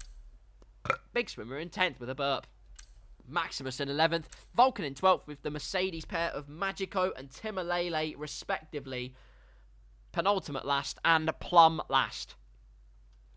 Wake up, guys! It's race day! And just like season 15, it is a dry race day here in Brazil. It could get very tasty. That's all I will say. No paddock club here in Brazil. Why is that? Where are all the fans? Well, the marshals look like they're out of a job, really. They're like, Jesus, why do I bother? These cars just teleport. I don't get to do anything. God. Anyway. What can happen here in this race? Well, it's a toss-up between doing a one-stop or perhaps having the two-stop work for you. Who knows? It depends how good having newer tyres is. How potent the phenomenally fresher rubber will be. But, constructors' context, Red Bull in rapture. Mercedes need to regain their momentum big time. There's 36 laps between potentially the constructors' pendulum swinging violently in Red Bull's direction. Mercedes have it all to do. It's 5 red lights for the Brazilian Grand Prix. Lights out and away we go, and Terziak quite slow off the blocks, and Jamie Tarquin pulls alongside, but the second phase not the optimum way, and Thanasi barges his way through down the inside. It's 3 wide into turn number 2. Off the track goes Buck 20. Thanasi down to P4 as Buck 57 has had a horrible start. Down to P9. Thanasi rectifying that particular mistake. There's debris flying there as J-Lane looks to make moves. It's not off his car unless there's just an explosion of carbon fibre confetti for no reason, which has happened many times before. Looks like everyone's through there clearly and cleanly. Terziak in P1, Jamie Tarquin in P2. Timmelele on the move though, round the outside of Vulcan he goes. That's a lovely little move from the championship winner. That's great stuff, and Magico's getting stuck in as well. Look at that, trying to go round the outside. Vulcan goes for a spot of lawn mowing. It means Magico gets the optimal exit, has the inside line on board. Well, I thought with the Mercedes driver I didn't do that. Just has to concede the position in the end. Terziak then on the move. Jamie Tarquin, though, not letting him go for free. That's for certain. And Thanasi watching and waiting for any kind of mishap that these guys ahead will receive. Lap 1 done. DRS enabled. Maximus is on the move. Down the inside, has the outside line for the next sets of corners. Buck 57 is tumbling down the pecking order. It's a disastrous start for the second Red Bull car, but there might be a change for the lead. Jamie Tarquin briefly alongside. In fact, it's not damage, I can confirm. It's just F124 having a skill issue. Look at that. How Thanasi won't be disqualified for wear on his floor, I have no idea, but he's down the inside at Decina del Lago. Made that firmly down the inside at the next corner. Soft tyres on his wagon. He's doing everything he can to use them to the best of his ability. However, no other opportunity opening up. He remains in P3. Still got time though. Buck 20 also on the soft tyres. Milo on the softs. It's hungry soft sharks versus medium minotaurs up ahead. Terziak retaining the lead, albeit with DRS enabled and a big dosage of battery. Jamie Tarquin will quickly relieve him of that top spot. Through round the outside he goes. Thanasi has the fastest lap, but Jamie Tarquin has P1 at the Brazilian Grand Prix. Albeit he has to defend for this DRS straight. Imagine Terziak will do the sensible thing and just wait for a little bit. Just wait and have a bit of DRS, have a break, recharge his battery and go again from there. Thanasi, meanwhile, has all the electrical deployment to play with. Could again have a chance into this corner. Down the inside he goes. The gap was open, but just too narrow of an entry to consider making that momentum count. Remains in P3 once again, but that looks like an overtaking hotspot for the Red Bull driver. Could get very spicy indeed. All the DRS trains happening. Meanwhile, Magico did get past Vulcan in the end, keeping up with Timmelele as, well, his Mercedes teammate there. Fainting to the inside, trying to throw. Buck 57 off kilter. Nothing working now for the time being. High battery for the pair of them. As they head onto the main straight to complete lap number 3. Terziak with DRS. Thanasi also with DRS, deploying a lot of battery. And Terziak's going to go down the inside once again here. And actually hang back a little bit. Think about using the DRS, but Thanasi sniffs that opportunity. It's a great piece of opportunism. Doesn't pay off, though. Now it's going to be a fight in towards the left-hander. Terziak going through, but it's Thanasi on the outside. Can he use the soft tyres? A bit of contact made. It's going to be a fight, a tussle, all the way to the next corners. Buck 20 slips down the inside. Courtesy of Thanasi's lack of momentum. Now we'll have the inside line, but it's chopped off by Terziak. It's great racing here at the Brazilian Grand Prix. Buck 57, though, crucially, has a car between himself and the Mercedes pair behind him. Up to P10 he goes. He's making up for lost time so far. There is a DRS train all the way down from J-Lane to Vulcan at the back of the field. This is quite unbelievable. Goodness me. Meanwhile, there's a DRS train from first down to 5th. It's rather nutty, as the gear changes are terrible. How did the sound get so much worse in a year? Like, honestly. Anyway, Terziak with DRS is not going to go for the move. He is way too far behind. But maybe with a bit of battery deployment and DRS deployment, he will catch the big fish. Reel in the Tarquin, although it's Buck 20 who looks to be on the move. Outside didn't work for Thanasi last time. Can Buck 20 bring the big rewards? Yes, he can. Lovely move round the outside from the McLaren driver. Now just one car between himself and top honours here at the Brazilian Grand Prix. The McLaren machine, 2nd and 5th. It's going very well for them so far. Buck 57 back down to P11 meanwhile.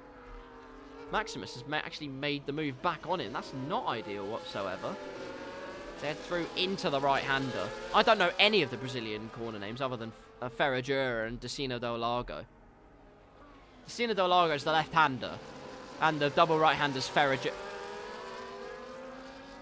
Shut up. Jamie Tarquin then has a new challenger waiting for the lead. Or does he? Because a new challenger approaches. Terziak was the old guard, actually, but down the inside, he firmly flies through. Does the Flying Scotsman.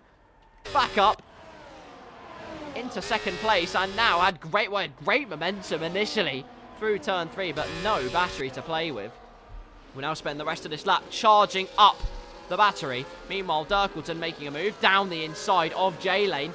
Plenty of space left on the outside. Dirkleton with a slide. He makes huge contact with J-Lane.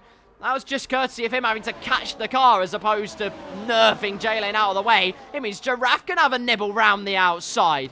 Good grief, well, he is going for his natural foodstuffs. The car looking like leaves, which is what giraffes are known for reaching for. But J-Lane says, nope, this one's firmly out of your possession. Stay away from this route. As he keeps P7 in his grasp. Back up at the front, though. Terziak has saved quite a bit of battery. They're all just countering each other at the moment in terms of battery deployment. Which kind of sucks, really, all things considered. You want to see them going hammer and tong. Terziak looks to the inside, albeit for a brief moment, but lifts and coasts his way through. Thanasi goes in way too hot. Terziak thrown way offline. Almost a jump scare worthy moment from the Red Bull driver. Buck 20's back up into P2. Wouldn't be surprised if Thanasi has superficial damage from that one, but looks like externally it looks like he's okay for the time being, but that was a rather feisty moment, wasn't it? Terziak down to P3, Buck 20 in P2. Jamie Tarquin now, remains in P1. But all the time, these four behind him tussle. He's saying, thank you very much. I'm just going to relax, save up my battery, keep my cool here at the Brazilian Grand Prix. Perhaps just deploying your battery a bit sooner and doing things like that. Getting very close and personal, piling on the pressure a bit more as Buck 57 gets through round the outside of the right-hander. That's very bold from him. Let's see what Maximus has. No, Magico spun. No, my husband. No. I'm sure he'll recover fine. Back to Buck 57, who has DRS and is using ERS. Giraffe has got past Big Sam. Buck 57 could have another hand. Well, help Red Bull put another hand on a Constructors' Trophy as long as he doesn't let Maximus through, who was agonisingly close to doing so. The Visa Cash Out boys not sorting it out amongst themselves. Through goes Buck 57 as Giraffe gives Big Swimmer the cold shoulder. And now with extra DRS, he's got no battery though. Maximus now with the helicopter shot, looking to go through on the inside, but Buck 57 significantly braver on the brakes. And so remains in P9 now. Ascending up the order, but so is Timmelele by extension, who is just watching behind here. A bit of smoke billowing out, and that's going to be a track limits warning if I've ever seen one. Looking to the inside is Buck 57 as Giraffe, the rear end of his Visa Cash App car, gets very nervous. And all kinds of pressure being piled on. It's a 3-second time penalty, and the position shipped to the Red Bull of Buck 57. Through into P8 he goes, albeit now without DRS. Just got to have a good exit through here. Giraffe doesn't look like he's kept his composure even slightly, but it will be enough to get a good helping hand of DRS. Meanwhile, up the order, Terziak's through into P1. Buck 20 is up into P2. Jamie Tarquin losing 2 positions in a straight. Was cool as a cucumber before, but now will have to turn up the wick in order to really fight for the big points. Through he goes back into P2. Nay, make that a fight for P1, but Terziak hangs it round the outside. Very nicely indeed. A great little move from the Ferrari driver. Good little piece of resistance. And keeps P1. This top 5 battle just edging away from J-Lane. The gap now 4.2 seconds. Not even 10 laps through this race. Feels like it's been on a lot faster than that, but apparently not. Buck 57, by the way, kept P8. Oh no! I've cursed him absolutely horrendously. Kept P8, then absolutely flummoxes it down into P13. It's a monumental mistake in the context of the Constructors' Championship. Thanasi in P4 and Timmelele in P9 though. That's exactly what they need, but Tim will be trying to make the ascension. And you know he can. DRS on Maximus on board with your championship winner of Season 16. No DRS at the KarlsCars' disposal. The American dream turns into a nightmare as down the inside goes Timmelele comfortably through by the time they reach the apex. And there's another car off. It's J-Lane who have been driving so well up to that point. Makes a mistake with not 1 but 2 barriers. Getting frisky with the barriers. And they don't take kindly to having multiple affairs. So down into plumb last and with significant front wing damage. It's devastating for J-Lane. Maybe there was contact between himself and Dirkleton. I don't know for certain, but I'm sure that will all be revealed in good time. Meanwhile, Timmelele is on the move. Next opponent in range is Derek Dirkleton, who F124 can't quite process the name of. But a good switchback there on the hard tyres. Maybe the softs have gone past their best. Not really a move opening up into the final corner. But there will be a significant opportunity with the DRS. And Dirkleton not really deploying any battery, choosing not to fight it. Timmelele to the outside with DRS. Blazes by. But so does Maximus by extension. Through 2 cars go. Piggybacking off each other's DRS. And it's a comfortable move. Thanasi, though, also making a comfortable move. He's up into P3. Once again, it's all happening up at the front. Jamie Tarquin's back in the lead. Terziak in P2. Thanasi into P3. He knows he's got to make hay if Red Bull have... Well, in order for Red Bull to have the best possible chance. A bit of a cheeky slide from Milo in the background there as he's pushing to keep up with this top 4 battle. Just slipped out of DRS, albeit for a brief moment. But he will try and regain that advantage as Buck 57 moves past Giraffe into P11. Still plenty of time in this race to go. Make no mistake. Plenty of time in this race.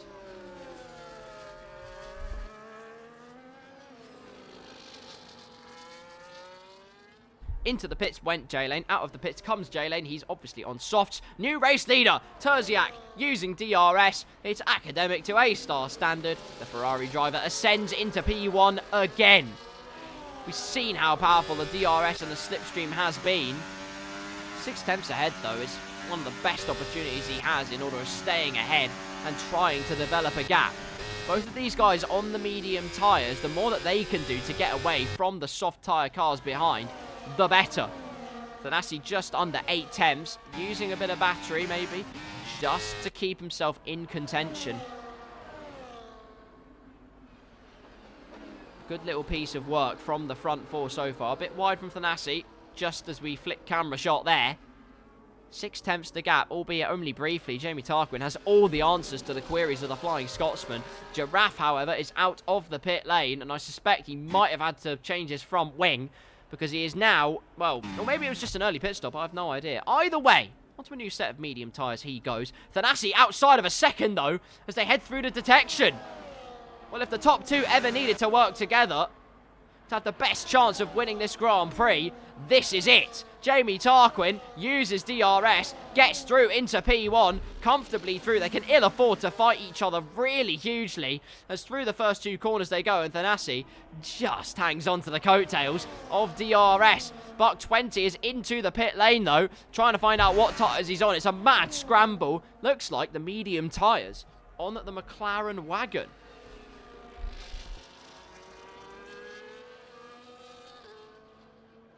Newsflash, it is, and that's rather interesting. Possibly a 2-stop trying to open up. Who knows? Just 2 cars yet to pit in this race.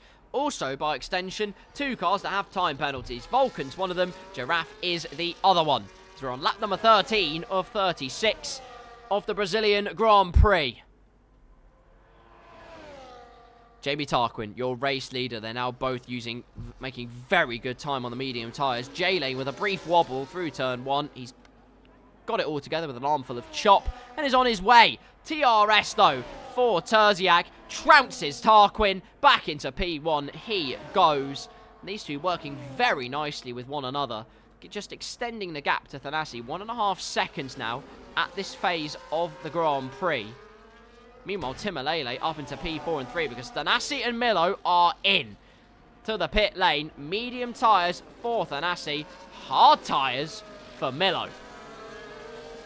The mediums might well be able to make it to the end. Make no mistake about that. There's every chance that they can. However, can they? That's the ultimate question. Thanasi exits the pit lane, and a 1-lap undercut and great pace from Buck 20 means he is well ahead. I say well ahead. It's 1.5 seconds in it. But it is still a decent gap nonetheless. It's just the ascendancy for the time being. And we'll see now what Thanasi can do about the car ahead of him, Mr. Magico. And considering there's a constructors fight on, it could get tasty.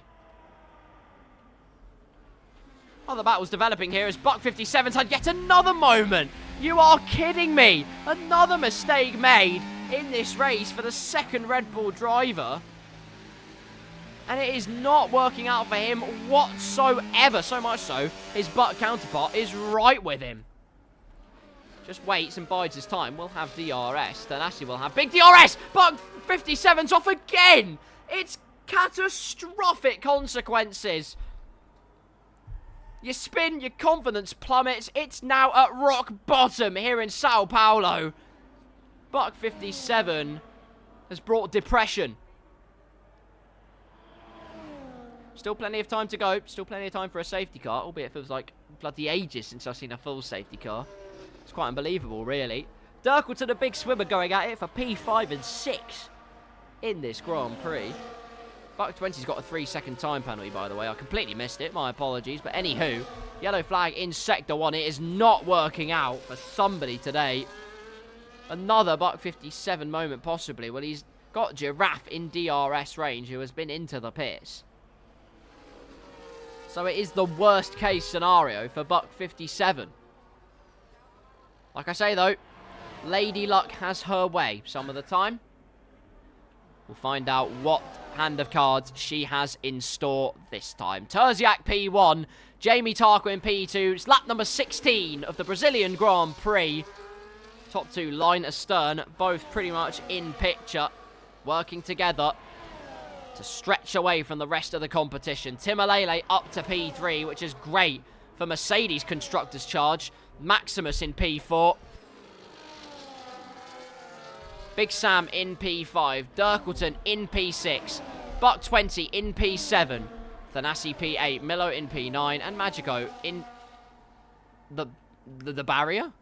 Oh, there he is. Magico's P10. Say hello to him, ladies and gentlemen. Giraffe in P11. Buck 57 in P12 with the 2-kick SlobberkNocker having an absolute mare. Buck 57's going to have an overtake on his hands. DRS open. It's academic as you like. And through. Into P11 he goes, albeit going a bit wide. And Giraffe is licking his lips and dicing the diffuser of that Red Bull car. Timmelele, by the way, I believe is on the hard tyres. He is, and he's actually making good time on these two ahead. Yes, they might be using DRS, but I'm just seeing that interval gap drop slowly but surely from like 6 seconds to 5.7 over the previous couple of laps. So he is making time up, is Mr. Timmelele. He is a speedy boy. Make no mistake about that. I'm sad in a way that it was somewhat marred by that controversial incident at Abu Dhabi, because other than that, he's been he's been phenomenal this season. He really has. Like I say, the last time he won was on F1 22. On F1 24, he rises to the top again. Speaking of someone who's trying to do so, Thanasi goes through into P6. I was about to say P17 because I was looking at the lap counter. That's a bit stupid, but he's up into P6, and Red Bull's Constructors' Conquest very much continues. Giraffe into P10. Magico's looking at the back of Dirkleton thinking, what on earth's going on here? Why do I have a chance? Perhaps Dirkleton, we might have only just made his pit stop. Let's not hold our breath on that one. In fact, I'm pretty confident that might well have been the case. But anywho, the battling continues. Terziak's once again swapped into P1. Jamie Tarquin slots into P2. Working together nicely, these two. It's what Terziak and Timmelele did against me last season. They worked together. Didn't work, but, you know, it's the thought that counts. Maximus into the pit lane. Thanasi sets a stonking lap. Goodness me, a 1 minute 10.1, almost into the 1 minute 9s. Which is about 4 tenths off the fastest lap on F1 23. So if anyone can beat that, you get extra points in my book. It's only lap 7, it's only lap 18 in this race, excuse me, so there's plenty of time to beat it. As Milo was not in the pits, it's Maximus. I don't know why I thought he was in the pits. He's sitting merry and pretty. Through Ferradura, Buck 20's looking for a move to the inside. Contact made. Nerfs Big Sam out of the way. It's a robust overtake. It's over the limit, but Buck 20 goes up into P5.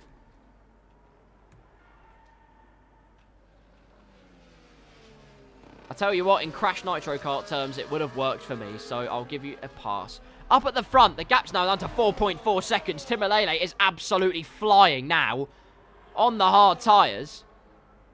Good grief. 111.4. for Timmelele last lap. I'm going to be watching the lap times rather eagerly of the top 3 now, just to see what kind of times are being set. DRS for Jamie Tarquin will sensibly stay behind, but there in the back of your picture, who was at the back of the grid and looked down and out for the count, suddenly finds himself in a prime position to be in contention for the race win, and will have the faster medium tyres that won't have that same significant drop-off. We saw the softs actually drop off quite quickly, hence why Buck 20 and Thanasi peeled in on laps 12 and 13 respectively. Terziak and Tarquin want to be quite careful in terms of how they deploy the soft tyre at the end of this race. Timmelele's caught up 7 tenths on this lap alone. He's got ridiculous pace in that Mercedes car. It is all coming together.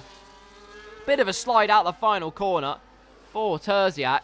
Both him and Jamie Tarquin probably not loving life on the medium tyres. Let's see what the lap times are for these two. Terziak across the line. It's a 1 minute 12.4. Meanwhile, Timmelele across the line he goes. It's a 1:11.8. It's 6 tenths a lap that's being reeled in by Timmelele. Really putting himself in contention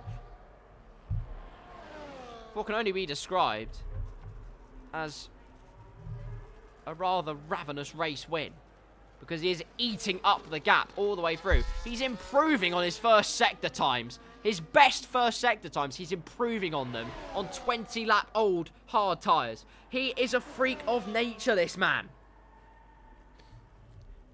Thanasi, meanwhile, I mean, these guys have easily undercut Terziak and Jamie Tarquin. Yes, they'll have much fresher soft tyres, but it is a significant undercut. Then they better hope they make hay and don't get caught up in their own squabble. That's the main thing. They get caught up in their own squabble, bad things will happen. Slam, by the way, is playing Baldur's Gate 3, so all I'm saying is, Terziak, your teammates left you for another game. Slam exposed.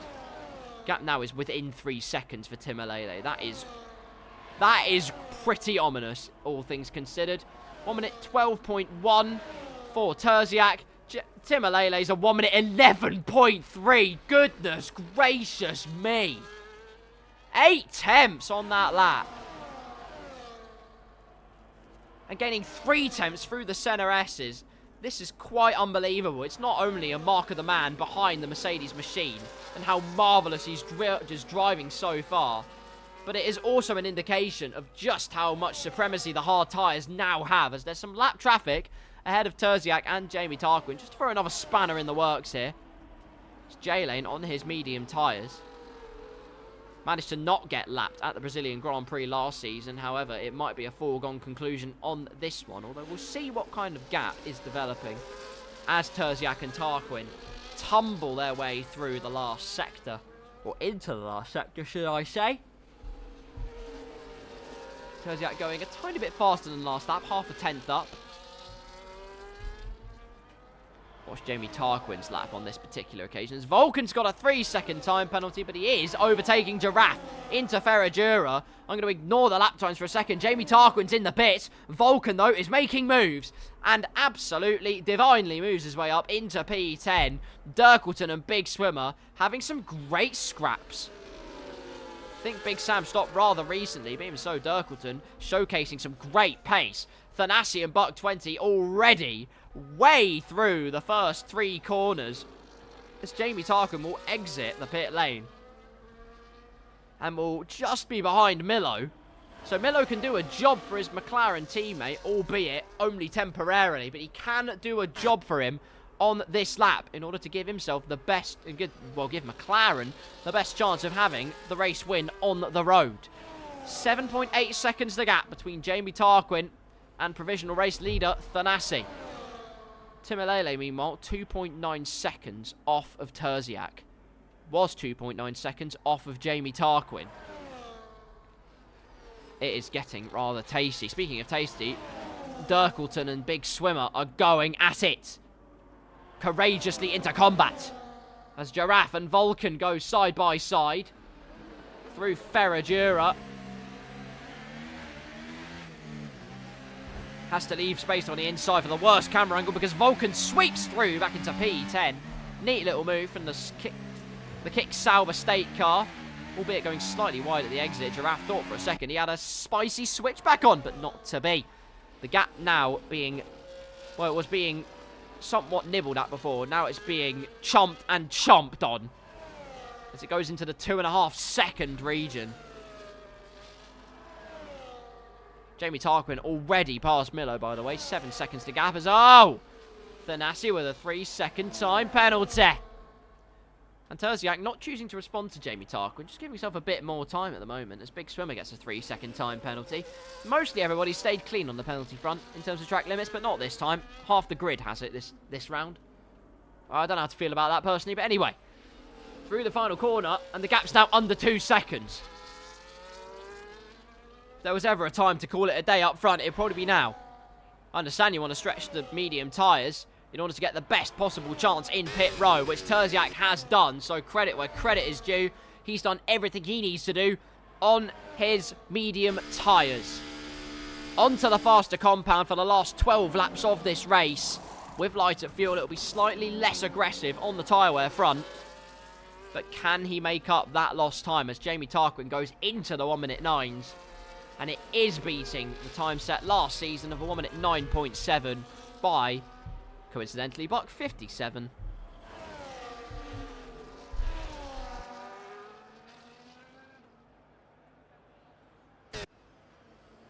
Out onto the track he goes, and just over 1.5 seconds behind Mr. Milo. But we'll get up to the back of him as Dirkleton is the latest recipient of the steward's slapping.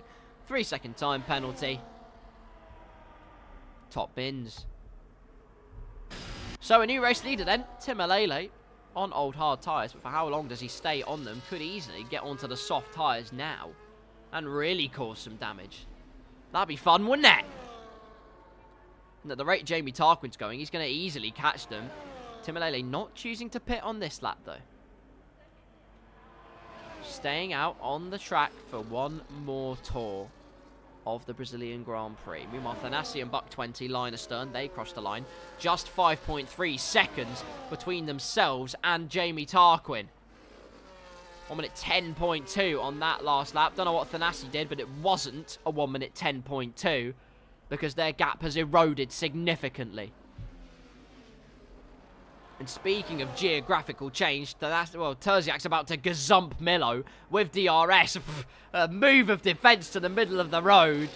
And albeit with some dramatics to the inside, Terziak with a purple Sector 1 moves up into P5 in the Brazilian Grand Prix. Milo's trying to go down the inside though, but Terziak on the softer rubber is always going to remain ahead. And it's a convincing, ferocious walloping from the Flying Scotsman. See what kind of lap time he can set. Meanwhile, gap 5.3 seconds, albeit with a pit stop still to do for Timbo. And now he chooses to pull the trigger. All guns blazing to the end of the race then. For the Mercedes driver, just has 11 tours of the Sao Paulo Grand Prix track to firmly make an impression. It will obviously be soft tyres on the number 5 car. The German driver, the championship winner, paying tribute to another championship-winning German driver, Sebastian Vettel, albeit a driver that never drove for Mercedes. Out of the pit lane goes Timmelele. He'll be a couple of seconds behind Milo. And now, just like me last season, the charge is on. Anywhere else behind, what battles are unfolding? Dirkleton looks to be turning Big Sam's world upside down and inside out with a helping of DRS. To the inside, he will try and go, but actually doesn't make as much of an inroad as I thought he would. Speaking of inroads, Jamie Tarquin not making as many inroads as I thought he would. Only 4.3 seconds, the gap. Where the gap, well, a couple of laps ago was at 5.5. Perhaps just nurturing his tyres in, or perhaps can't push as much as he wants to. In any case, what an open goal that would be for Thanasi.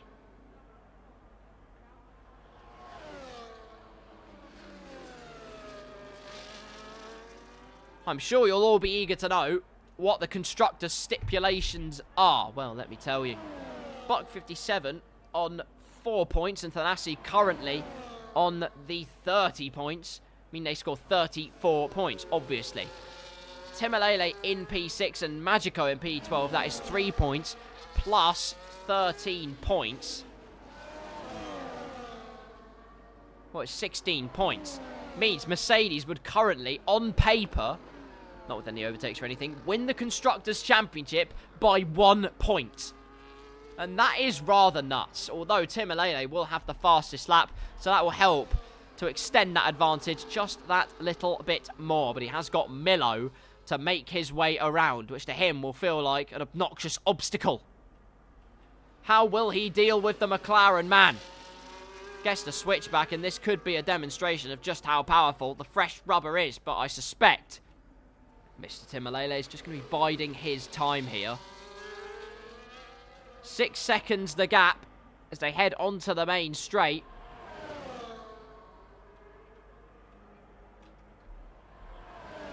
Fastest lap of the race goes to Terziak on a 1 minute 9.4.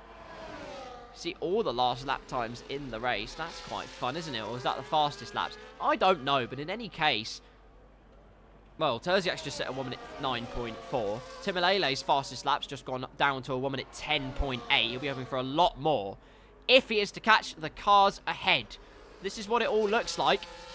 Jamie Tarquin is not making many inroads in towards his competitors. He'll probably just be feeling like he can have that 3 second gap and all will be well, which, to be fair, he's not wrong. But he needs to get a move on, really. Like I say, he hasn't made as many inroads as I thought he would, so I'm a wee bit surprised, all things considered. But there you go. It's just my opinion. Yellow flag in Sector 1, though. What on earth is going on there? The answer is Buck57 has had a little moment. And Mr. Magico, there he is on the scene. Looking to the inside of the Red Bull driver. I'll tell you what, he's had a great go of things this race, is Mr. Magico. With no assists, it's been his best performance today. Yes, he had that moment at the at the exit of turn 1, but otherwise, he's making very solid progress. Timmelele, by the way, went across the line, was only a 10th off the fastest lap of the race.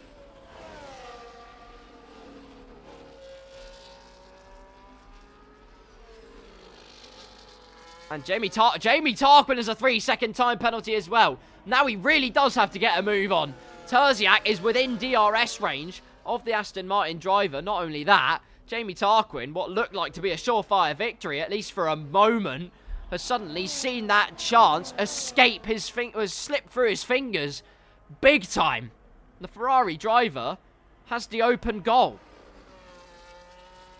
Timmelele 4.5 seconds behind the 2 ahead. There's still time for him to really lay down the marker.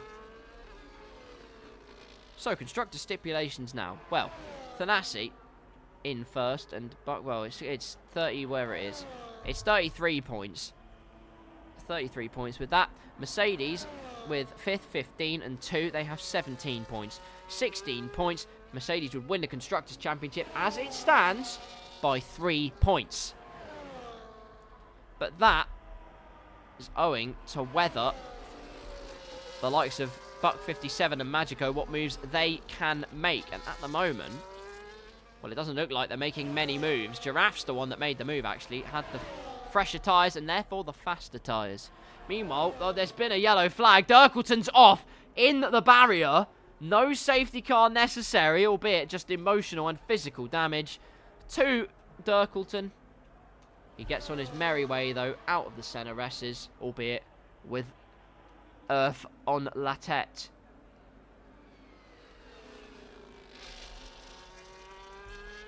Lap number 30, just a few laps to go of the Brazilian Grand Prix.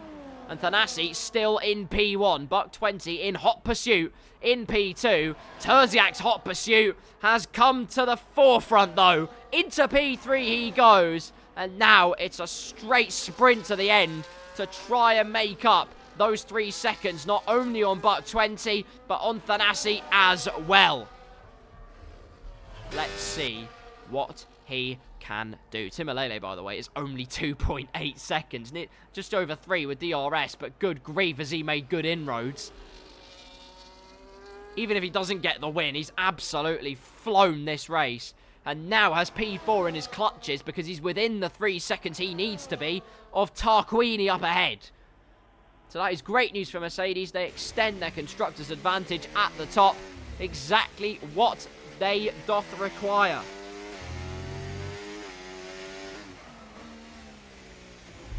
Giraffe, meanwhile, making moves because Dirkleton is into the pit lane. Could still get a fastest lap yet. Front wing changed. Voldemort sad. Soft tyres on the wagon. Let's set the timesheets on light. Terziak, 4.7 seconds behind the cars ahead.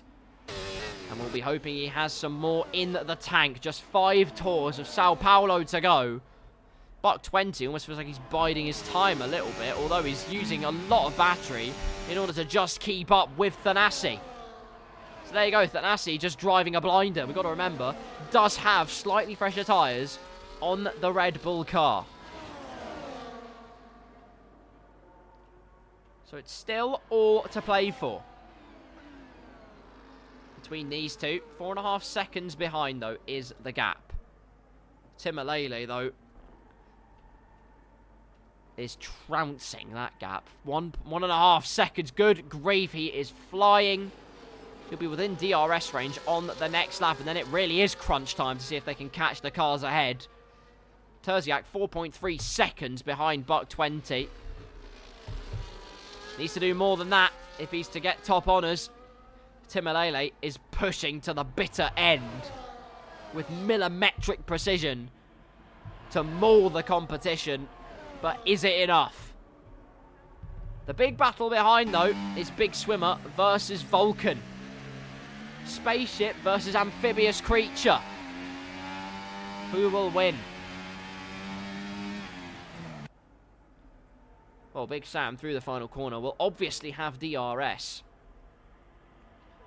And then it's a case of treading tremendously, using his aquatic ambitions to absolutely swim his way through down the inside with DRS into P8, and Maximus ahead made a bit of a mistake, and so that gap will come down rather significantly.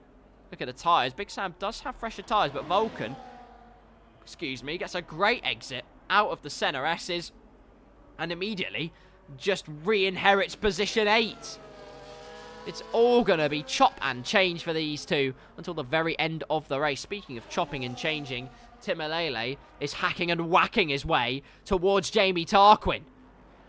Within 7/10 of the Aston Martin ahead. Jamie Tarquin with no battery left at all. Just keeping within DRS of Terziak, protecting himself from the overtake behind. 3 laps to go. Timmelele touches the grass, dicing with death. But it is bringing him Deutsch delight. It's just got to get past Jamie Tarquin and then Terziak. And, well, Buck 57's got a 10-second time penalty for corner cutting. What on earth's gone on there? Lavish lawn mowing is forbidden. The stewards did not see the good side of that one. Anyway, Terziak just teetering on the edge of 4 seconds behind the cars ahead. And Timmelele's already through on Jamie Tarquin. Good grief, that was quick. I didn't expect that one. He's absolutely rocketing up the order. And now we'll try and just get into that DRS range of Terziak ahead. He's deploying the battery in order to give himself the best chance possible through the final corner, deploying the battery to the very last. And through the detection, he just is outside of DRS, but deploy it all the way down the straight and use that slipstream. I'll tell you what, you will have DRS for just after the Senna S's. 2 laps to go of the Brazilian Grand Prix, and it's between Thanasi and Buck 20 unless Terziak or Timmelele can do something about it. Magico, though, is down to plumb last, displaced by J-Lane, and now Dirkleton in his little conquest. So what does that mean for the constructors? I don't know. Well, it's 34 points for Red Bull. 34 points. And... oh, a little... well, it's a Tokyo drift. I actually respect it very much indeed. I don't actually know, but we're heading on to the last lap of the Grand Prix before too long. Lap traffic up in the distance for Thanasi and Buck 20. They probably won't reach them in time, but they will begin the final tour of the Sao Paulo Grand Prix. And Buck 20 and Thanasi will have the deciding duel to see who wins the Brazilian Grand Prix. Buck 20 getting almightily close. He just needs a good exit. Timmelele is through into P3. Now has to push like hell in order to get within 3 seconds if he can. Buck 20 has bided his time, I assume, for this very moment. But he can't counter the battery deployment of the Red Bull. It escapes his grasp. It could have been crowning glory in his clutches. But there's still time. There's still corners in this lap to go in order to make the difference. Timmelele already has 3 attempts on the 2 ahead. There's a yellow flag behind because Jamie Tarquin's had a moment. But we're not interested in that. We're seeing what the front 2 are up to. Buck 20 keeping Thanasi extremely honest. Look how close he is. It's going to be surely a duel to the line. Magico gets well out of the way of these two. Could there be DRS games to decide this race? It's going to be almightily close through the final corner. Buck 20 makes a mistake, and that's all Thanasi needs, surely. Through towards the line. He's going to be deploying battery all the way through. Timmelele just within 3 seconds. Thanasi wins the Brazilian Grand Prix. Buck 20 will keep P2 by 4/10 of a second. Unbelievable drive from those two.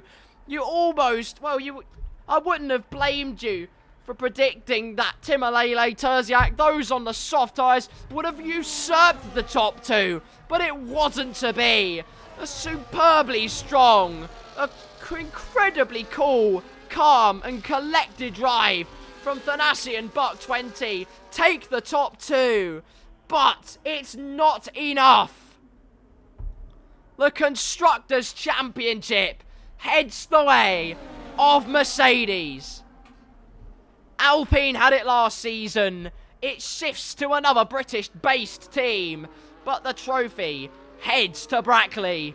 Mercedes win the Constructors' Championship in Season 16. Stark says so. Who does the shoey? I can give you your answer now. It's the man I'm on board with. Timmelele is your shoey recipient. And therefore, collar a contractor. He is your driver of the day as well. And well, there you go. Season 16 is done. Season 16 is done. I do not believe it. Wow, that felt extremely quick. That's unbelievable. My goodness me. Anywho, what a season it was. Congratulations to the podium people. Timmelele in 3rd, Buck 20 in P2. But he ends the season exactly the way he wants to. Thanasi on top of the world. The class of the field. Had Buck 20 on check every lap. Had the fresher tyres to slightly assist him. But when it came down to proceedings,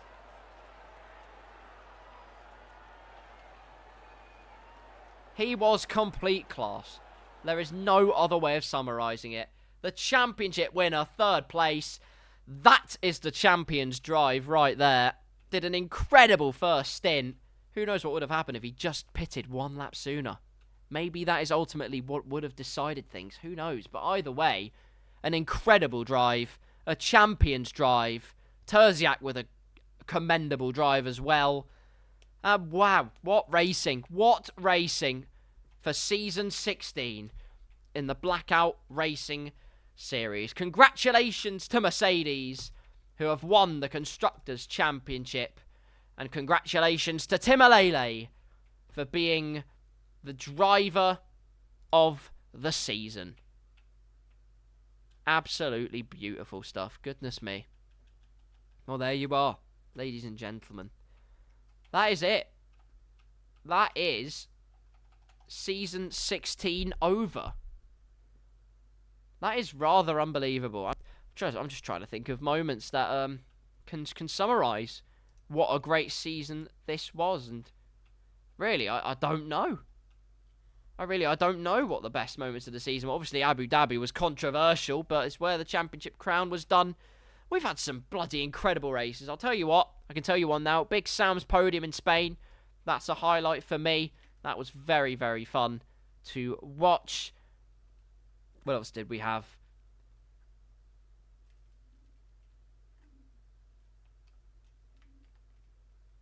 Who did we have? We had... Was it Stark? I think it was Stark who won the what Grand Prix did Stark win? There's one before Britain and he won that one, basically. I'm really confused. But the point is, Stark has had multiple memorable drives, words, in this season. And on the whole, just the whole of F124 has sprung up surprises beyond the Call of Duty. It's rather incredible, and Big Sam actually might have another moment for us. On Xbox.com, he has his battle versus Derek Dirkleton, and perhaps that's why Derek Dirkleton was in the wall. On board with Big Swimmer then. Through the final corner we go.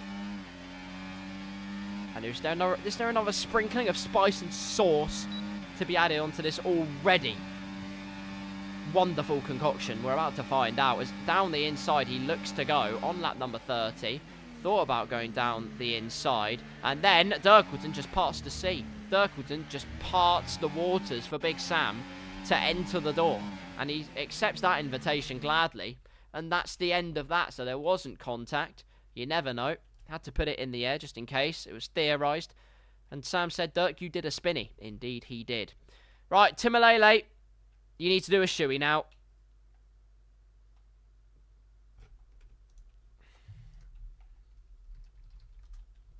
You need to do a shoey.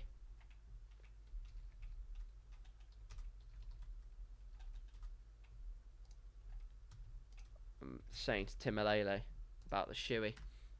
He knows. Here we go.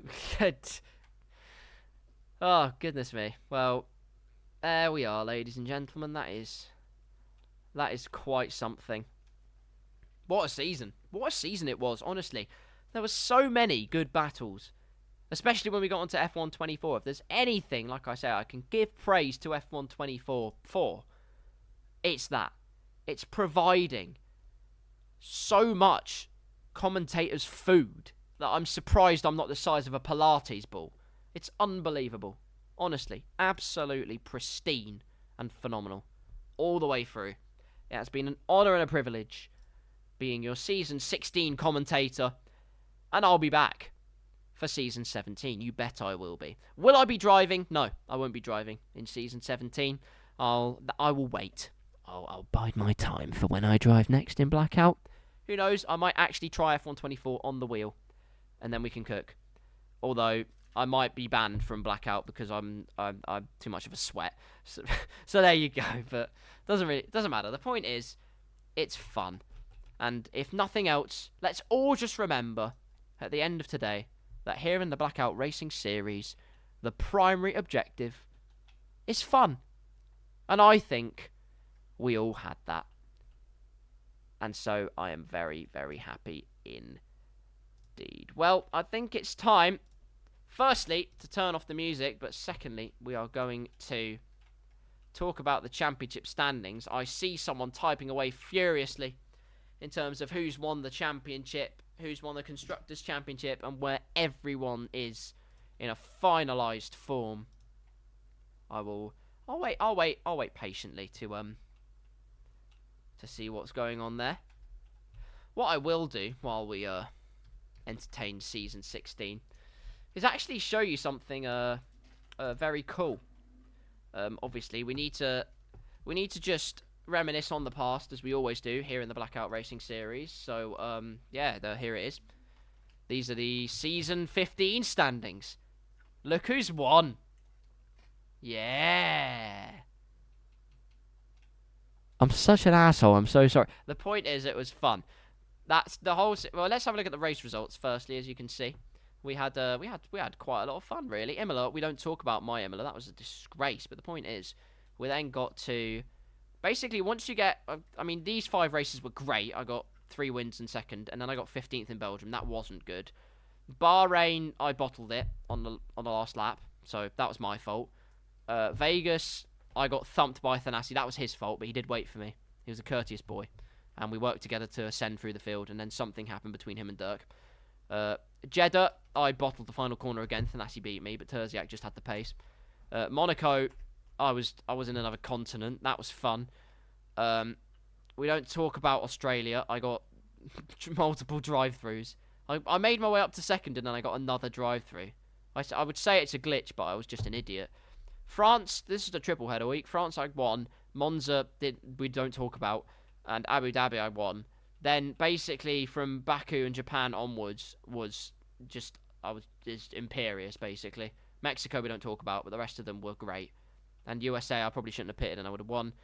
But there was no fun in that, so I did pit, and I had a comeback. Fastest laps-wise, you can see... Somehow Thanasi only got 1 fastest lap the whole season. How's that possible? Well, in my case, I got 1, 2, 3, 4, 5, 6, 7, 8, 9 fastest laps. So that's pretty cool. Isn't it?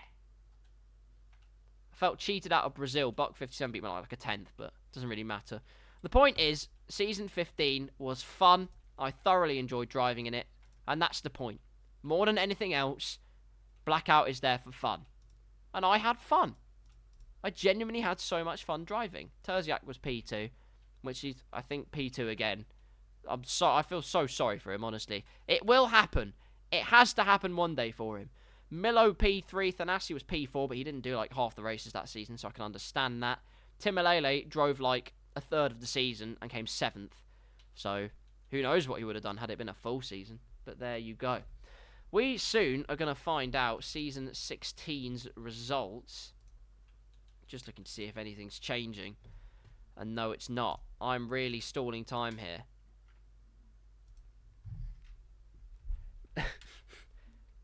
Breaking the fourth wall. Milo's just said, before we get started on next season, we need a couple of drivers. I'm going to say, can I drive? They'll say no. Oh! Yes, I got a thumbs up from Dirk. Yay, I can drive.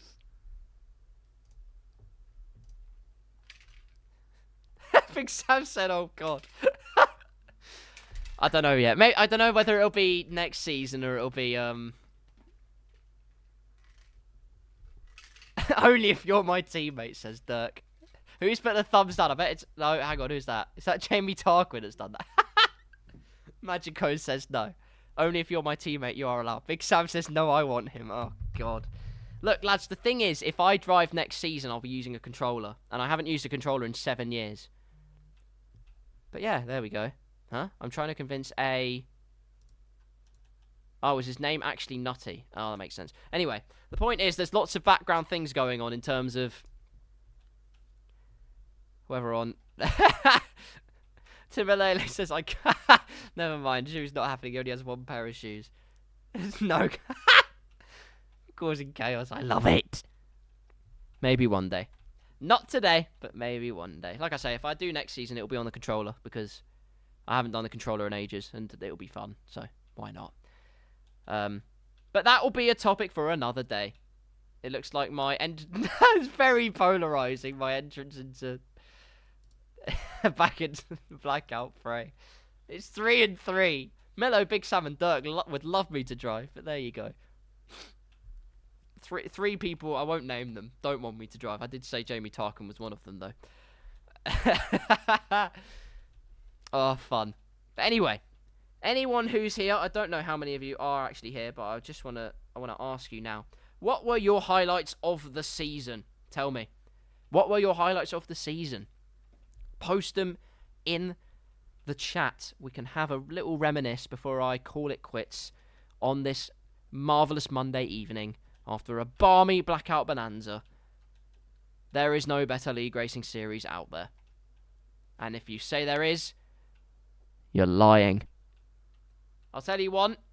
If I'm being a supportive waifu, my husband, his qualifying in Bahrain, which caught me completely by surprise, but it was a superb surprise, I'll tell you what. He absolutely monstered it. His first qualifying for Mercedes, I think he was 6th. Unbelievable. Never expected it. But I tell you what, the hard work he did paid off to get P6. And it's only going to continue paying off if he continues to weather the storm. And I hope he does, because, well, I, for one, when he grows into a good driver with no assists and starts scoring points consistently, I will remind him the pain was all worth it. And it will be all worth it. Other things that were cool, basically all of the racecraft all the way through. We had Big Sam's podium in Spain. Is also his sprint race win in Vegas. That was very nice indeed. Monaco Grand Prix, Terziak's drive. He was in another continent compared to everybody else. That was lovely. I've got another thumbs up. Who's saying I can drive? Yay! Buck 20. Thank you. I don't know. We'll see. Only if you're my teammate. No, I want him. Oh, God. I don't know, honestly. Anyway. There's been a lot of great moments this season. And obviously, it goes without saying, congratulations to Mercedes and especially to Timmelele for what has been a phenomenal season from the pair of them. Timmelele's driven exceptionally all season. And, well, he's a worthy successor of the championship crown. So there you are. But ladies and gentlemen, that's my reminisce anyway. No one is reminiscing themselves in terms of any particular moments in this championship. So I'm just going to whack on some background music and get ready to conclude Season 16. And there's a lot to say, really. Firstly, thank you all for tuning in. Thank you all for watching, whether it's now on Twitch, whether it's on a YouTube, on an internet somewhere. I thank you very, very much for watching along, listening on, whatever way you consume this medium. I thank you very much. Thank you very much to Blackout for allowing me to commentate in this League Racing series. There's no better way to do my Monday evening. There is no better way whatsoever. And I look forward to many, many commentaries in the future. It's been a whole game cycle, and this one is only just beginning. So, big things are coming. Big things are on the horizon. And obviously, I owe them a great deal for not only enabling me to do this, which I'm extremely grateful for, but I extend that even further because I'm doing commentary for St Albans City Football Club, and also for a certain creator series. And it wouldn't be possible without them. I've been able to hone my craft, gain the experience, ramp up the confidence, and it's all thanks to these guys. So, thank you very much. I love you all with all my heart. Honestly. That didn't sound very genuine. I love you all with all my heart. I really do. That also didn't sound... You know what I mean? I love you. Except... what else? What else is there? There's plenty of ways you can get your Blackout fix. Mr. Magico has streamed it from his perspective. If you want to see a driver's point of view of the main event, go to his Twitch channel, RD Magico. Go to his YouTube channel, Magico438, I believe it is. And go and check out his Blackout compilations. There is one for Season 16 coming, so you better be on it. Like a car bonnet. J-Lane's also got highlights from Season 15. It's a few, but a fleeting few that are very fine indeed. At his channel, JLand3 on YouTube. Go and check it out. Go and subscribe if you haven't already. And you will have a great time, I assure you. Highlights of this and all other Blackout bits and pieces, well, the whole VOD actually, is on my YouTube channel at KarlsCars in a playlist called Commentary. Go and check it all out and subscribe if you haven't already. I see you. But you'll see most of Season 16 and all of the previous Blackout commentaries that I have done. And it has been quite a lot. So you are not short of food there. But that is everything. Thank you very much. I love you all. Have a wonderful, wonderful night. We'll be back for Season 17 very soon. But until then, thanks for watching. And goodbye. We'll go through the wastelands, through the highways, till my shadow turns to sun rays. And on we'll go through the wastelands, through the highways.